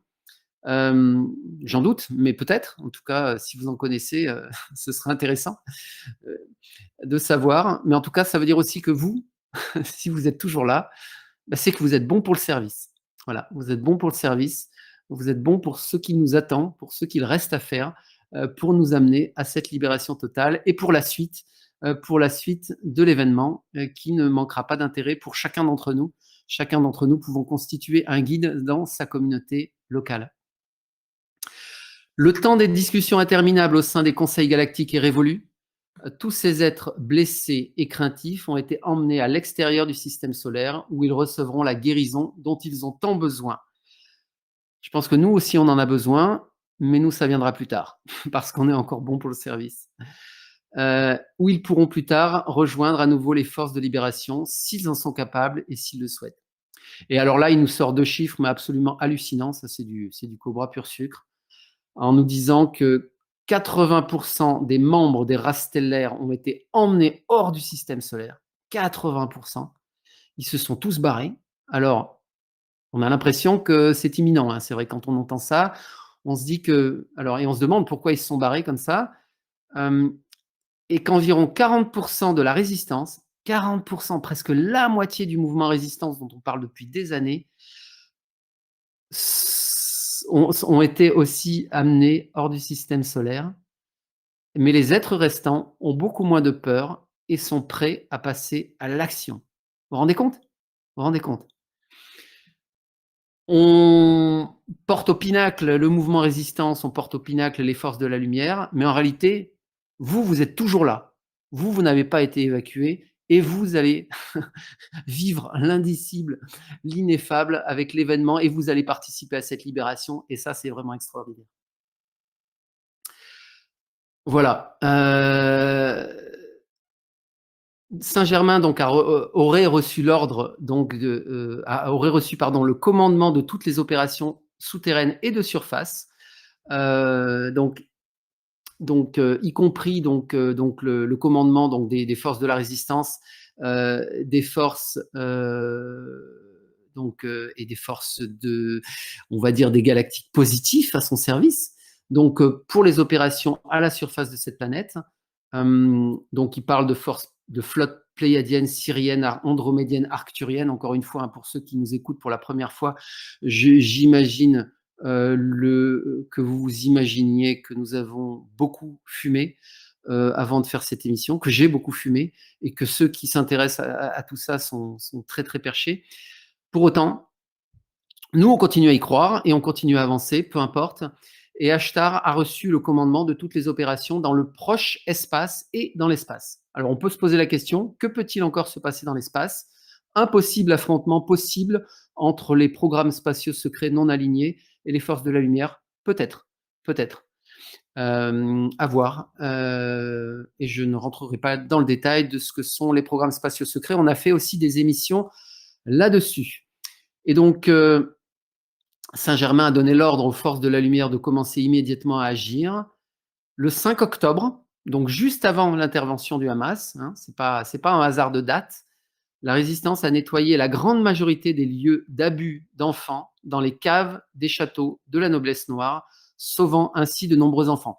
Donc, ce que vous entendez dire à droite à gauche, effectivement, notamment à travers la communauté QAnon, il y a des enfants qui sont sauvés, c'est vrai. Mais ça ne s'est pas passé forcément au rythme où ça a été annoncé. Ça s'est passé beaucoup plus dans le secret que ce qu'on imagine. En tout cas, moi, je porte un certain crédit à ce que dit Cobra. Par contre, j'ai une certaine, comment dire, une certaine interrogation qui naît en moi quand je lis ça en me disant, ils ont été, le mouvement résistance, tenez-vous bien, ils ont été dans les sous-sols des châteaux de la noblesse noire pour libérer les enfants polytraumatisés, torturés, etc.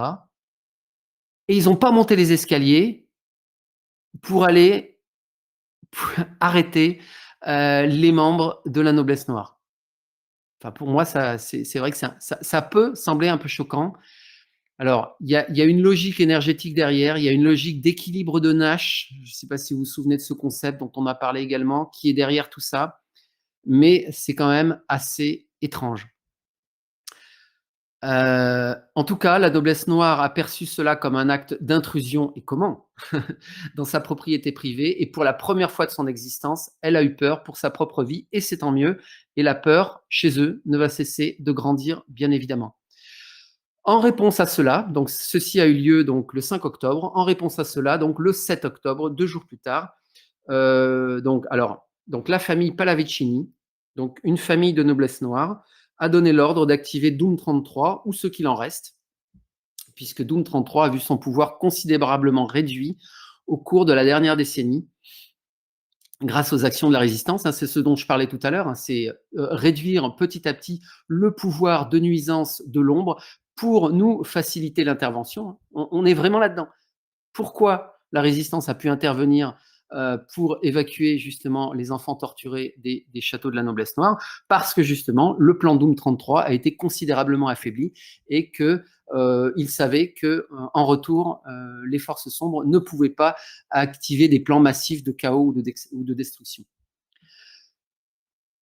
Et selon certaines sources, la guerre actuelle en Israël a été orchestrée par un type dont il donne les coordonnées.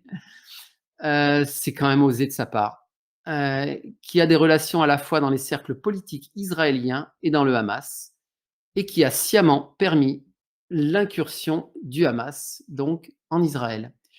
Et ce type, qui c'est ce type? C'est une personne qui s'appellerait Yahya Sergio Yahe Pallavicini.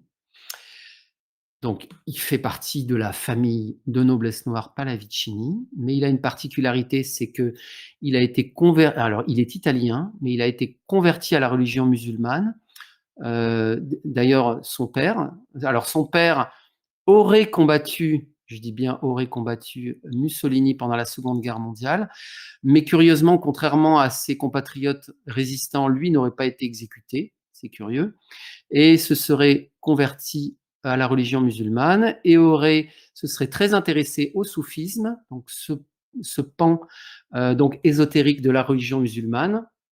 Entre parenthèses, un commentaire qui n'engage que moi pour infiltrer le soufisme, fermez la parenthèse.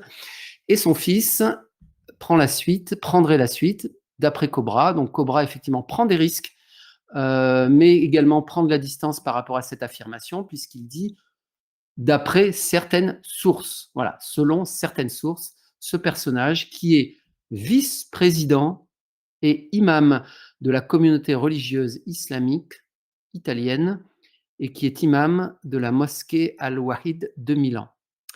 Alors entendons-nous bien, nous ne faisons pas d'anti-islamisme primaire, loin s'en faut, et que dans toutes les communautés religieuses, il existe des personnes foncièrement lumineuses et des personnes foncièrement obscures. Donc, d'après Cobra, cette personne jouerait un double jeu, puisqu'il est le partisan, justement, et ça c'est une caractéristique des forces sombres, d'être très fort dans le double jeu, puisque cette personne promeut la paix entre le peuple israélien et le peuple arabe, promeut la paix entre les communautés musulmanes minoritaires au sein de l'Europe, mais derrière le rideau, apparemment, d'après certaines sources, serait un instigateur justement de ce chaos et de cette guerre. C'est quand même incroyable comme information et je vous invite à aller faire vos recherches. Faites vos propres recherches. L'objectif de la noblesse noire est d'étendre le conflit israélien aussi loin que possible dans l'espoir de créer une troisième guerre mondiale conformément aux prophéties d'Armageddon. Vous connaissez Armageddon, il y a eu des films là-dessus, vous savez de quoi on parle. Les forces de la lumière font tout leur possible pour limiter le conflit et empêcher qu'il ne s'étende au-delà des frontières israéliennes. Et c'est pour ça qu'il est de la plus haute importance que nous méditions tout un chacun pour la paix. Et c'est pour cela, encore une fois, donc, que nous organisons, malheureusement avec un peu de retard, je regrette, mais ce marathon pour la paix vendredi 27. Voilà. Et la résistance, donc, aurait utilisé ce conflit, l'ouverture de ce conflit, l'ouverture de ce front entre Israël et Gaza, comme couverture. Donc là, on revient à cette notion d'entropie dont on parlait tout à l'heure. L'entropie a augmenté à la surface de la planète, ce qui augmente la capacité d'intervention de la résistance à la surface de la planète. Donc, la résistance a utilisé ce conflit comme couverture pour enfin pouvoir commencer des opérations de surface. Donc ça, c'est énorme, hein. Je ne sais pas si vous en rendez compte aussi, on parle du mouvement résistance depuis des années. La résistance, vous pouvez la croiser. Alors, je ne vous souhaite pas d'être dans la bande de Gaza en ce moment, mais si vous êtes dans la bande de Gaza, potentiellement, vous pourriez croiser un membre de la résistance. Et ça, c'est pas rien. Ils sont maintenant en train de retirer activement les armes scalaires et à énergie dirigée de la surface. Le 7 octobre, donc le Hamas a commencé son incursion en territoire israélien, ok, vous savez comment ça s'est passé. Et donc, en utilisant le chaos de cette bataille, les membres de la résistance ont été en mesure de désactiver partiellement, certains systèmes scalaires et de renseignement de la base militaire d'Urim. Pour en revenir à la question d'Akhenaton tout à l'heure, la base d'Urim est une base de renseignement, mais aussi une base de systèmes scalaires qui permet d'attaquer notamment les travailleurs de lumière à la surface de cette planète. Et cette base d'Urim est située à quelques kilomètres du front, en l'occurrence. Donc, le mouvement résistance a pu intervenir. Posez-vous la question, est-ce que l'armée israélienne a conscience de l'existence de ces combattants du mouvement résistance? Posez-vous la question. L'armée israélienne surveille la base d'Urim, puisque c'est une base militaire. Donc, moi je vous réponds, l'armée israélienne a conscience de l'intervention du mouvement résistance et savent vraisemblablement distinguer un combattant du Hamas d'un combattant du mouvement résistance. Les opérations de la surface de la résistance, donc pour désarmer les armes scalaires et les armes à énergie dirigée, donc qui harcèlent beaucoup trop d'artisans de lumière, vont se poursuivre. Vous pouvez soutenir leur action, donc il y a une méditation spéciale pour ça. Et moi, j'aurais envie de vous poser la question, mais par rapport à ça, par rapport à l'intervention du mouvement résistance, est-ce que finalement, ces atermoiements, ces hésitations d'Israël à rentrer dans la bande de Gaza, ce qui est très étonnant en réalité, on s'imaginait à une riposte fulgurante, immédiate, d'incursion de l'armée israélienne dans la bande de Gaza. Ces hésitations ne sont-elles pas liées au fait qu'il y a dans ce front une troisième force en présence dont personne ne parle? Et cette troisième force en présence a des armes qui sont différentes, a des technologies qui sont bien plus puissantes que celles que nous avons à disposition, et que peut-être, le fait d'amener le plus gros porte-avions états-unien à proximité, un deuxième porte-avions est en route alors qu'ils ne vont servir à rien dans le conflit de la bande de Gaza.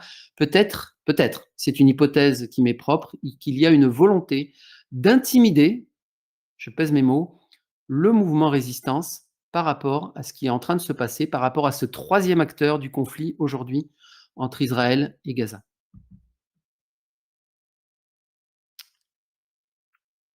Est-ce que l'un d'entre vous souhaiterait intervenir par rapport à ce qui vient d'être dit?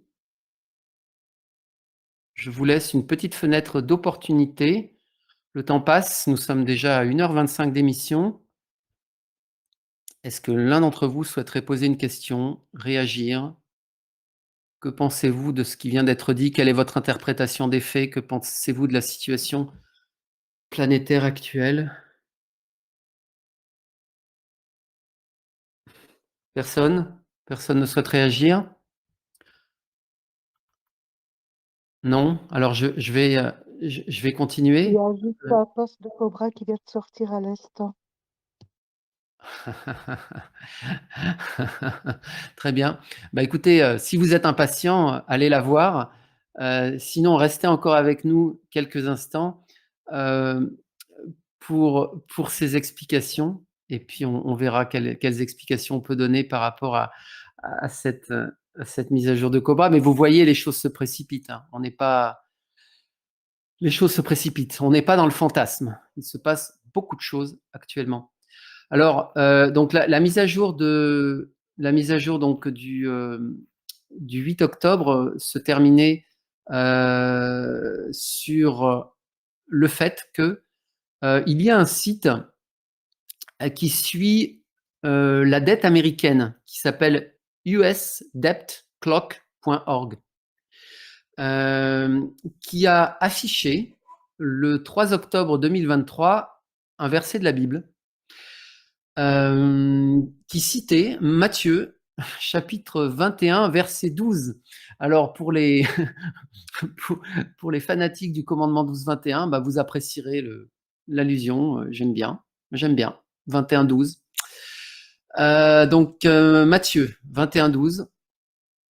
Donc, qui fait directement ou indirectement allusion à l'effondrement du système financier et peut-être aussi aux arrestations, enfin, on va dire au sauvetage des enfants. Alors, qu'est-ce qu'il dit? Alors, il y a plusieurs versions en fait. Suivant les traductions de la Bible, vous avez plusieurs versions et c'est pour ça que c'est important d'avoir une bonne traduction parce que voilà, c'est pas le sens qui s'en dégage n'est pas toujours le même suivant les traductions qu'on va chercher. Alors moi, je vais vous, je suis désolé, hein, je ne suis pas un prédicateur, quel qu'il soit, je suis pas là pour ça. Mais malheureusement, enfin, il s'avère que dans la Bible aujourd'hui, on trouve des éléments intéressants par rapport à l'Apocalypse, dont il est question dans la Bible. Mais là, nous sommes dans le livre de Matthieu. Alors, donc, chapitre 21, verset 12, qu'est-ce qu'il est dit? Alors, je mets mes lunettes entre guillemets. Hop, excusez-moi, le temps de retrouver. Voilà. Puis Jésus entra dans le temple et chassa tous les vendeurs et acheteurs qui s'y trouvaient. Il culbuta les tables des changeurs ainsi que les sièges des marchands de colombes.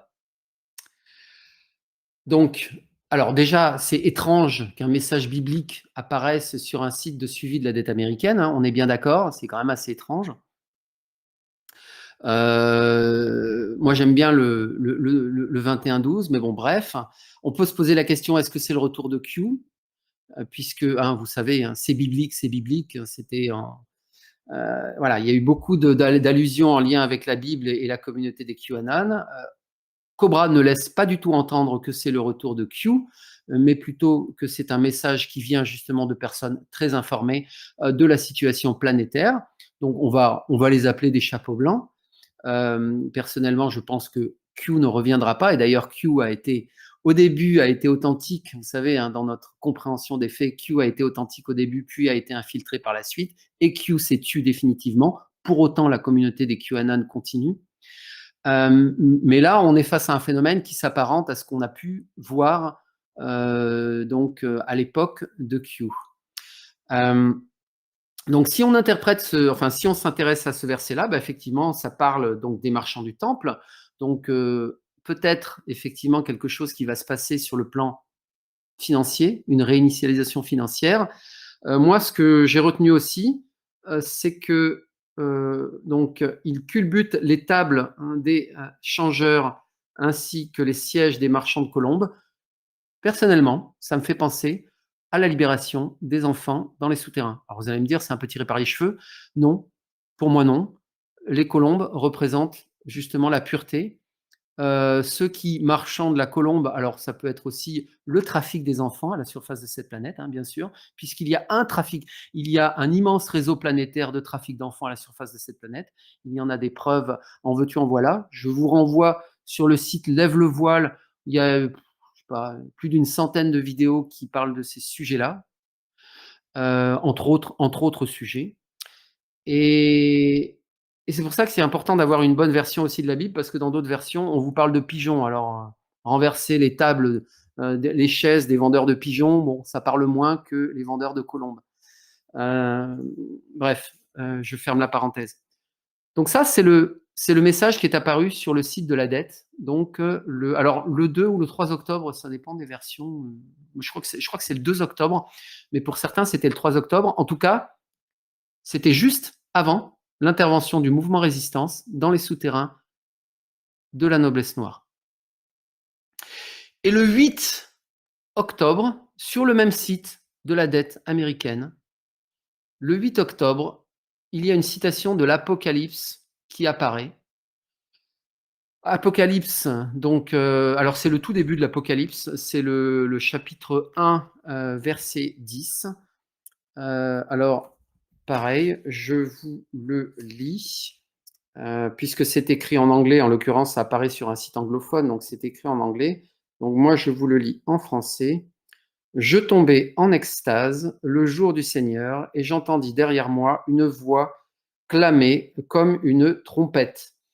Et ça, c'est le début de l'Apocalypse. C'est la vision préparatoire du livre de l'Apocalypse. Alors tout à l'heure, je vous ai demandé de retenir un point, c'était que le Hamas est intervenu le 7 octobre, le jour du Shabbat. Et là, dans cette citation de l'Apocalypse, c'est donc je fus ravi en esprit au jour du Seigneur, et j'entendis derrière moi une voix forte, comme le son d'une trompette. Personnellement, alors c'est vrai que j'aime bien l'exégèse, hein, vous vous en êtes rendu compte, même si je ne suis pas un fanatique des textes sacrés, parce que je sais qu'ils ont été distordus pour beaucoup. Ceci étant, il reste quelques pépites, et il reste une possibilité des chemins d'interprétation et des chemins d'exégèse. Donc pour moi, c'est le 8 octobre que ça sort, donc le lendemain de l'attaque du Hamas. On peut relier directement effectivement l'attaque du Hamas avec cette citation biblique qui apparaît encore une fois sur le site américain de la dette. Donc Cobra ne fait pas plus de commentaires. Moi, je me suis beaucoup plus étalé en commentaires que ne l'a fait Cobra. Je vous laisse à votre propre interprétation. En tout cas, ceci ne manque pas d'intérêt, et peut-être que d'autres messages suivront sur ce site donc, qui s'appelle usdebtclock.com. Alors, et là, j'en arrive à la dernière partie de cette émission. Donc, c'était une brève mise à jour de situation planétaire, une brève mise à jour de situation en lien avec les événements entre Israël et Gaza. Je déroule, et après je vous laisserai la parole. Je pense ne plus en avoir pour très longtemps. Donc, de quoi il était question dans cette dernière brève mise à jour de situation?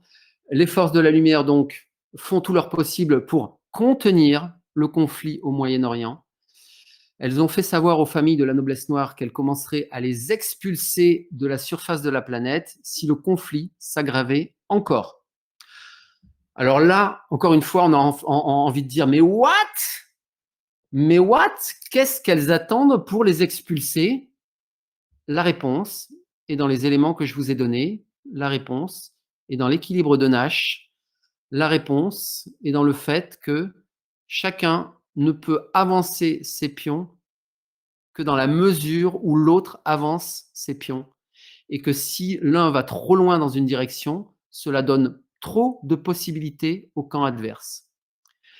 Donc, si les forces de la lumière avaient arrêté de façon prématurée les familles de noblesse noire qui sont au sommet de la pyramide alimentaire, certains membres Illuminati, draconiens ou je ne sais quoi, auraient encore la possibilité d'appuyer sur le bouton rouge et de générer beaucoup de destruction et de souffrance à la surface de cette planète.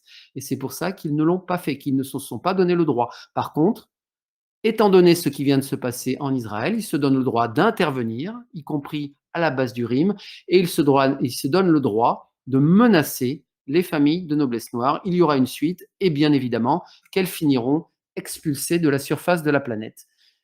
Et pour la plupart, peut-être, finiront au Soleil central galactique, mais on ne va pas revenir là-dessus. Vous connaissez le concept. Et alors, ce que dit Cobra, c'est que c'est la véritable raison pour laquelle Israël hésite à commencer l'offensive terrestre à Gaza. Alors moi, je vous ai parlé du troisième acteur dans le conflit de Gaza. Lui, il parle cette espèce de menace qui est faite aux familles de noblesse noire. Si vous écoutez la presse mainstream, bien sûr, ce n'est pas ces explications que vous aurez. Donc, voilà. Ceci étant, si vous écoutez la presse mainstream, vous aurez des points intéressants d'analyse, notamment ceux qui concernent l'existence de ces fameux souterrains, donc qui sont sous la bande de Gaza, qui rejoignent le territoire d'Israël. Et donc aujourd'hui, les analystes mainstream ont tout à fait conscience de tout ça et considèrent que ces souterrains constituent une menace pour l'armée Israël parce que ça peut donner la possibilité au Hamas d'intervenir, de faire irruption, de jaillir hors du sol comme des petits diables pour pouvoir venir prendre à revers, par exemple, l'armée israélienne qui aurait fait incursion sur la bande de Gaza, et donc cela constitue un point de menace important. Et c'est sans doute aussi pour ça que certaines opérations sont menées pour justement détruire en partie ces souterrains, pour mieux les identifier ou je ne sais quoi. Donc effectivement, on peut s'imaginer que l'existence de ces souterrains peut constituer une des raisons de tergiversation de l'Israël dans le cadre de ce conflit, mais ce n'est pas l'explication de Cobra. L'explication de Cobra, c'est les menaces qui ont été faites aux familles de noblesse noire, donc pour ne pas déclencher plus de destruction dans la bande de Gaza, pour prévenir la main vengeresse de l'ombre qui pourrait déclencher des opérations quasi génocidaires dans la bande de Gaza. Donc voilà, le porte-avions américain est-il là pour intimider l'Iran, selon certains, ou peut-être pour intimider un troisième belligérant? À vous de voir. Donc là, la résistance s'implique beaucoup plus dans les opérations de surface. Alors là, je reprends la lecture de la mise à jour. La priorité absolue étant l'élimination des armes scalaires et à énergie dirigée, entre autres choses. Et les agents de la résistance utilisent les tunnels du Hamas à Gaza comme une couverture parfaite pour émerger à la surface. Encore une fois, vous vous imaginez bien que le belligérant Israël, Tsahal, a bien identifié qu'il y avait un troisième belligérant dans l'affaire, d'autant plus s'ils utilisent les tunnels du Hamas. Alors, ce qui est aussi intéressant dans cette affirmation, c'est que la priorité absolue, c'est l'élimination des armes scalaires et à énergie dirigée. Pourquoi c'est intéressant? Parce que les armes scalaires et armes et énergie dirigée sont dirigées contre qui? Elles ne sont pas dirigées contre le Hamas, elles ne sont pas dirigées contre nos politiciens, elles sont dirigées contre qui? Elles sont dirigées contre vous, elles sont dirigées contre nous. Donc aujourd'hui, la priorité du mouvement résistance, c'est d'annihiler les armes scalaires et armes à énergie dirigée qui sont dirigées contre nous. Parce que c'est nous qui avons les clés de la situation. Ça peut sembler complètement fou ce que je vous dis là, j'en ai tout à fait conscience, mais est-ce que vous vous rendez compte que la priorité absolue, c'est vous, c'est nous, c'est aider à l'expression de notre lumière, à l'expression du pilier de lumière, pour nous aider à affirmer la lumière en ce monde, à la surface de cette planète. C'est nous la priorité. C'est ça que Cobra veut dire. Donc, ce qui est important à ce stade, donc, c'est de ce que dit Cobra, donc, c'est de se concentrer sur la visualisation de l'aide humanitaire, puisque nous sommes en capacité, par notre visualisation créatrice, de favoriser l'aide humanitaire. On a vu qu'on était capable d'arrêter des cyclones, donc on est aussi capable de favoriser l'aide humanitaire. et la résolution du conflit dans les meilleures conditions possibles. Et vous pouvez également visualiser des négociations aboutissant à une paix durable dans la région.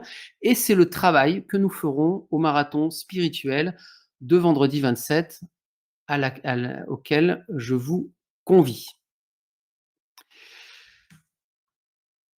Et alors bon, après, voilà, il fait allusion à un blog qu'il a posté, à un article de blog qu'il a posté en 2018 et qui reste d'actualité. Bon, je vous l'épargne, vous pouvez aller le redécouvrir si vous le souhaitez. Mais je retiens néanmoins un élément de cette référence qu'il fait à cet ancien article qui a été posté, je crois, en octobre 2018. Il dit que les forces de la lumière ont communiqué, qu'elles comprennent l'enthousiasme qui vient quand des opérations importantes sont terminées, mais ce n'est pas fini. Et tant que tout cela n'est pas terminé, nous devons tous garder le silence absolu sur les opérations des forces de la lumière qui sont en cours. Alors, moi, je prends la parole, mais je ne dévoile rien d'autre que ce qui est public. Je m'appuie uniquement sur les informations publiques.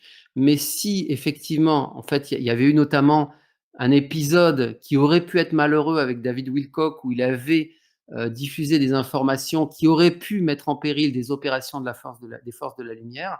Donc aujourd'hui, si vous ne recevez pas de communication directe des forces de la lumière concernant la situation planétaire, c'est peut-être pour une bonne raison, c'est parce que nous devons garder le silence absolu par rapport à ces opérations, nous devons rester mobilisés par rapport à ce sur quoi nous avons le pouvoir d'agir, en attendant que ces actions se déroulent et en attendant que justement les conditions soient favorables à l'événement. Voilà. Donc, en synthèse, les informations que je souhaitais vous communiquer ce soir, une synthèse rapide de toutes ces mises à jour qui ont eu lieu récemment, et donc j'en ai raté une dernière. On pourrait presque faire une mise à jour commentée en live s'il y a quelque chose qui est tombé sur le blog de Cobra, mais je vous invite à prendre la parole, à poser une question, une réaction. Et en même temps, je jette un petit coup d'œil curieux à cette mise à jour qui vient de tomber ce soir, le 23 octobre. À vous la parole. Donc, nous sommes encore 113 participants sur cette émission. Est-ce que vous avez une réaction, un commentaire, une interprétation possible des événements qui se passent à la surface de cette planète ?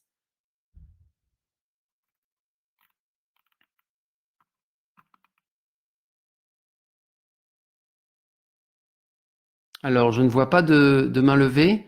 Ah, si, Sandrine. Alors, la mise à jour est très courte en l'occurrence, donc on va la regarder en direct, et j'ai envie de dire, ce sera fait. Alors, pardon Sandrine, alors attends, vas-y, tu es en micro gris Sandrine. Et bonsoir à toutes et bonsoir à tous. Bonsoir. J'espère qu'on m'entend bien. On t'entend très bien. Oui, je viens de voir effectivement la dernière mise à jour, et moi, ce que j'ai retenu, bien sûr, c'est Victoire de la Lumière, forcément, à la fin. Voilà, c'est tout. Et puis, bien sûr, la date, et puis pour méditer, bien entendu, tous ensemble. Ça aussi, j'ai bien retenu. Mais je trouve qu'il y a des très, très belles avancées. On est vraiment, vraiment sur la bonne voie. Donc, courage à toutes et tous. Super, merci beaucoup pour ton commentaire Sandrine. Et merci beaucoup pour ton implication, pour tout le travail de lumière que tu fais. Alors, on a Marie-Agnès. Marie-Agnès, vas-y, tu peux activer ton... Ah, tiens, je t'ai passé en micro gris et je t'ai vu disparaître. Bon, je suis désolé, je ne te vois plus dans la liste des participants. Alors, on va regarder cette mise à jour qui vient de tomber là, en même temps que je vous fais cette émission, et qui est dans la droite ligne finalement de cette émission. Donc, allez, on va dire ce sera fait. Donc, je vous la lis. Les forces de la lumière continuent de faire tout leur possible pour contenir le conflit au Moyen-Orient, et l'offensive terrestre vers Gaza continue d'être retardée. Voilà. Donc, voilà, c'est dans la droite ligne de ce que je viens de commenter. Leur concentration sur la suppression des armes à énergie scalaire et énergie dirigée porte déjà des résultats. Et de nombreux travailleurs de lumière signalent beaucoup moins d'attaques que par le passé. Donc voilà, la priorité dont je viens de parler à l'instant, eh bien, ça avance, les choses avancent et c'est formidable. Peut-être, effectivement, si vous avez, Pierina avait donné enfin, voilà, sans doute été l'objet d'attaques avec le témoignage qu'elle donnait tout à l'heure, mais je pense que, enfin, bon, voilà, on a beaucoup de témoignages qui viennent de travailleurs de lumière qui sentent ces attaques d'une façon ou d'une autre. Donc, peut-être que vous allez sentir des améliorations avec justement la suppression progressive de ces armes à énergie dirigée qui sont dirigées vers nous. Donc, encore une fois, hein, la priorité, c'est vous, c'est nous, c'est incroyable. On est vraiment, on vit quelque chose d'incroyable et c'est tellement, comment dire, ça peut sembler complètement lunaire de s'imaginer que les travailleurs de lumière soient devenus la priorité du moment. Je continue la lecture de ce post qui est très court. Un autre objectif des forces de la lumière est la suppression des laboratoires biologiques secrets en lien avec le bouton rouge dont je vous parlais tout à l'heure. Là, c'est la logique du bouton rouge, hein, c'est leur capacité de nuisance. Donc, ils peuvent encore générer beaucoup d'entropie s'ils peuvent utiliser des armes biologiques. Alors, je reprends la lecture. Un autre objectif donc, des forces de la lumière est la suppression des laboratoires biologiques secrets à partir desquels la cabale, sous le commandement de la famille Orsini, cette fois-ci, tout à l'heure on parlait de Pallavicini, pourrait libérer des virus dangereux si les forces de la lumière prenaient trop de mesures. On est encore dans la droite ligne de l'émission que je viens de vous faire avec l'équilibre de Nash. Si les forces de la lumière prennent trop de mesures et vont trop loin, ça va donner des coups des franches à l'ombre et la famille Orsini pourrait demander la libération justement d'armes biologiques qui sont dans ces laboratoires secrets. Donc, attention, il faut avancer, mais avancer prudemment. Alors après, il donne un ensemble de liens, je vous laisserai les consulter. Ces biolabs, vous savez qu'il y a eu pas mal de biolabs qui ont été démantelés, hein, notamment par les Russes en Ukraine, hein, vous le savez, hein, on en a parlé dans des émissions précédentes. Bon, là, on ne parle pas de l'Ukraine en particulier. Ces biolabs doivent être rendus dans une large mesure inoffensifs avant que l'événement puisse être déclenché. Pourquoi? Pour la raison que je vous ai expliquée, à cause de cette possibilité du bouton rouge. Les forces de la lumière demandent toujours au plus grand nombre de participer à notre méditation pour la paix en Israël toutes les 4 heures. Et moi, j'invite le plus grand nombre possible de personnes à participer à notre marathon de vendredi. Donc, vous avez le lien, bien sûr, comme d'habitude, vers We Love Mass Méditation. Cette méditation a déjà été postée plusieurs fois. Hein. Vous la retrouvez sur Évolution Vibratoire et ailleurs, sur plein de sites. Elle a été postée plusieurs fois et elle a été remise à jour. Les forces de la lumière demandent également une grande méditation pour la paix en Israël. C'est un peu ce qu'on est en train d'organiser, mais nous, à notre petite échelle, mais là, il en faudrait une à l'échelle planétaire. Donc, ça va se faire, ça va s'organiser, n'en doutez pas. Avec la participation du plus grand nombre de personnes possible. Vous voyez que on est sur la vague. On est sur la vague. On n'est pas hors sujet. Au moment de l'éclipse lunaire des 28 et 29 octobre.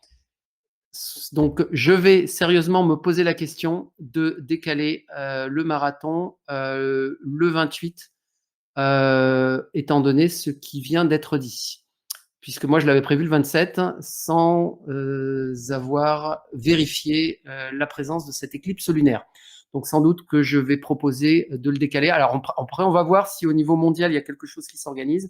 À voir, ça pourrait être un bon préparatif de garder le 17 entre nous et de faire la méditation mondiale le 28 ou le 29. Donc, à voir. Donc, voilà, ça, c'est du direct. Vous êtes en direct sur Radio Pléiade. Nous vivons la fin des temps ensemble.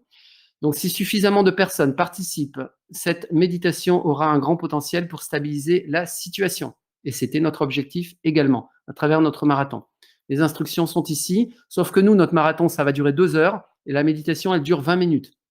Et le but du marathon, c'est de vous faire monter en énergie aussi haut que possible, avec un travail préliminaire en profondeur, avec la connexion avec votre présence, avec le travail sur la lumière blanche, le nettoyage sur tous les plans, pour que vous puissiez exprimer votre toute puissance au moment de la méditation justement pour la paix. Donc en fait, nous, on fait un accompagnement particulier justement pour les snipers de lumière que vous êtes, pour avoir beaucoup plus d'impact dans cette méditation pour la paix. Voilà. Donc, il y a un horaire qui est proposé, l'heure exacte pour les différents fuseaux est proposée. Donc, tout ça va s'organiser. Donc, on va réfléchir, on va voir si nous, on maintient la méditation du 27 ou si on la décale un petit peu pour être plus aligné sur l'éclipse, sans pour autant se superposer à cette initiative pour la méditation mondiale. Enfin voilà, en tout cas, vous voyez que tout ceci est congruent. Et j'en ai fini avec le commentaire de cette dernière mise à jour de situation qui date d'il y a quelques minutes à peine. Des questions, des réactions avant de mettre un terme à cette émission. Donc vous voyez que là, on est en train de vivre en direct la fin des temps. Oui, tout à fait. Je t'en prie, vas-y. Oui, bonsoir. Bonsoir. Tout est vraiment très encourageant et là, dans les méditations, moi je trouve que depuis quelques temps, la lumière est de plus en plus présente et puissante. Vraiment, il n'y a pas très très longtemps, je fais des méditations à fond là, mais vraiment, je trouve qu'il y a une différence et il me semble qu'on a moins de perturbations. Tout à fait. Et on s'y tient parce qu'on veut vraiment y arriver. Hein. Eh ben, peut-être que vous étiez l'objet d'attaques à armes à énergie dirigée, à armes scalaires, c'est possible aussi, et peut-être que vous étiez dérangé avant par cela, et aujourd'hui vous sentez une libération. Alors, on sait qu'il y a aussi le travail qui a été fait sur les implants, il y a aussi le travail qui a été fait sur les biochips, enfin, il peut y avoir, et puis il y a aussi le fond qui se nettoie au fur et à mesure, enfin, il peut y avoir plein de raisons finalement à cette sensation de légèreté que nous sommes tous à ressentir de plus en plus. Alors j'ai Sophie qui souhaite intervenir. Vas-y, Sophie, à toi la parole. Je t'ai passé un micro gris. Tu dois activer ton micro pour intervenir. Et merci à Oui, bonjour, c'est Agnès. Sophie. Oui, C'est Sophie du Moulin des on t'entend Tactions. bien. Je te remercie, Hervé, pour cette merveilleuse émission qui a fait un super résumé de tous ces interventions de Cobra et de nous donner notre part de petit travail de colibri.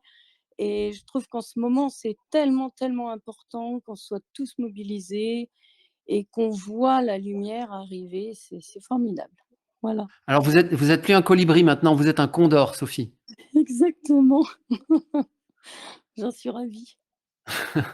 Merci pour. Enfin, je vous voyais, mais pour dire globalement, vous n'êtes plus des colibris, et je pense que vous avez pris conscience de la puissance que vous avez, et c'est pour ça que la priorité est sur vous actuellement. C'est vous qui avez entre les mains la capacité justement de faire en sorte que la situation bascule définitivement, et pour limiter au maximum les souffrances à la surface de cette planète. Tout à fait. Merci beaucoup. Merci Sophie. Alors, j'ai également Love Planet qui souhaite intervenir. Vas-y. Alors, attends. Hop. Voilà. Ça y est, micro gris. Love Planet, la parole est à toi. Nous t'écoutons. Et si d'autres personnes souhaitent intervenir, allez-y, c'est le moment avant que je mette un terme à l'enregistrement et à cette émission. C'est le moment ou jamais. Non. Love Planet, c'était une erreur apparemment. OK. OK. Bah écoutez, je vous donne encore quelques. Oui, Marie-Agnès.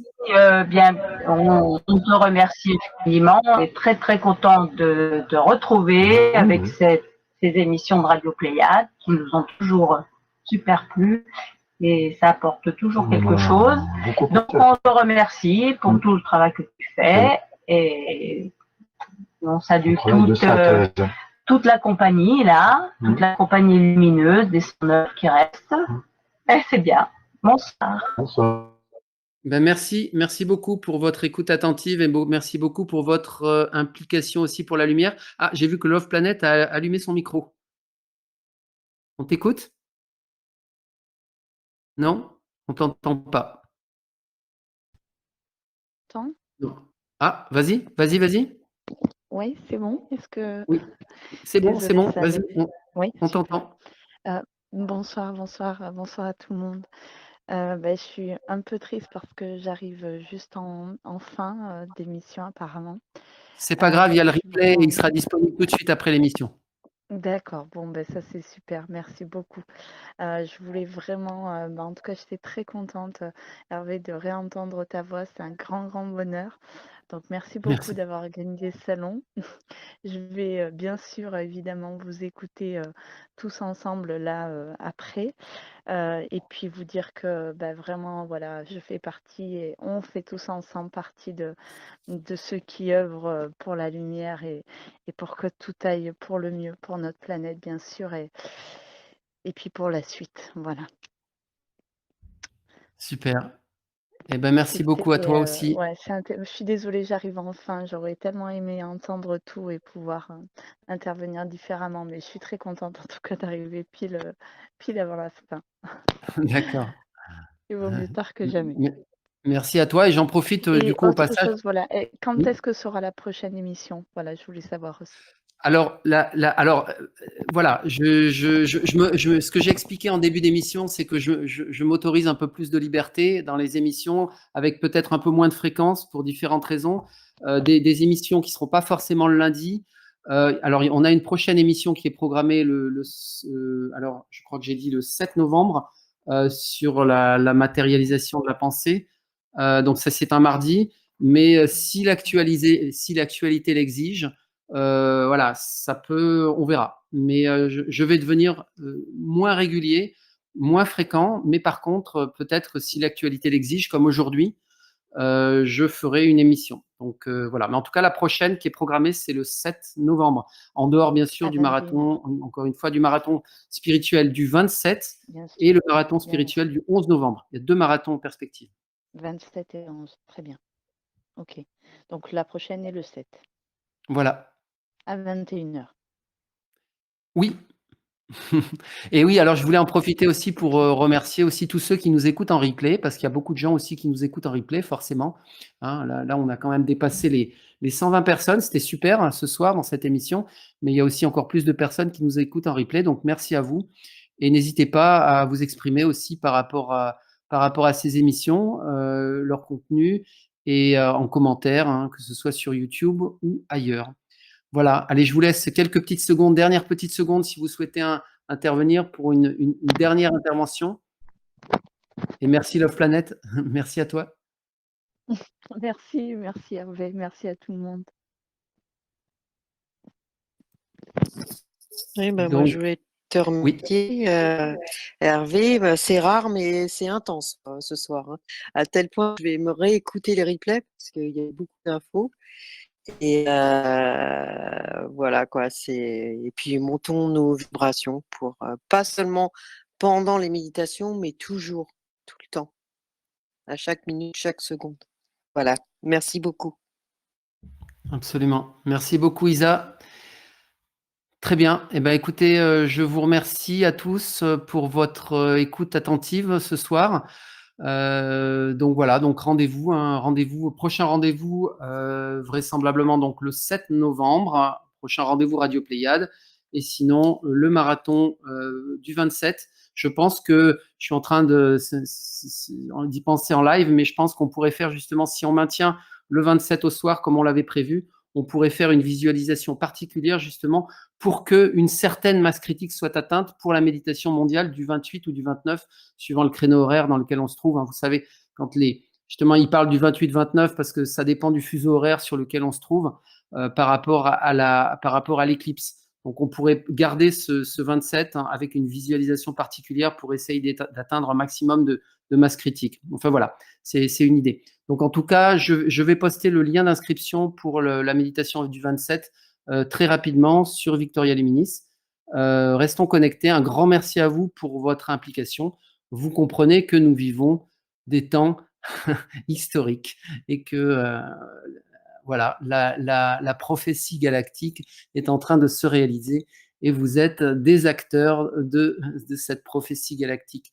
Merci à tous et encore merci infiniment pour votre implication et à une prochaine émission. Bonsoir à tous. Et je ferme aussitôt le salon dès la fin d'enregistrement. Merci beaucoup. N'hésitez pas à réagir ou à intervenir sur le groupe si vous le souhaitez, là sur le chat autour de Radio Pléiade. Bonsoir et à bientôt et à vendredi.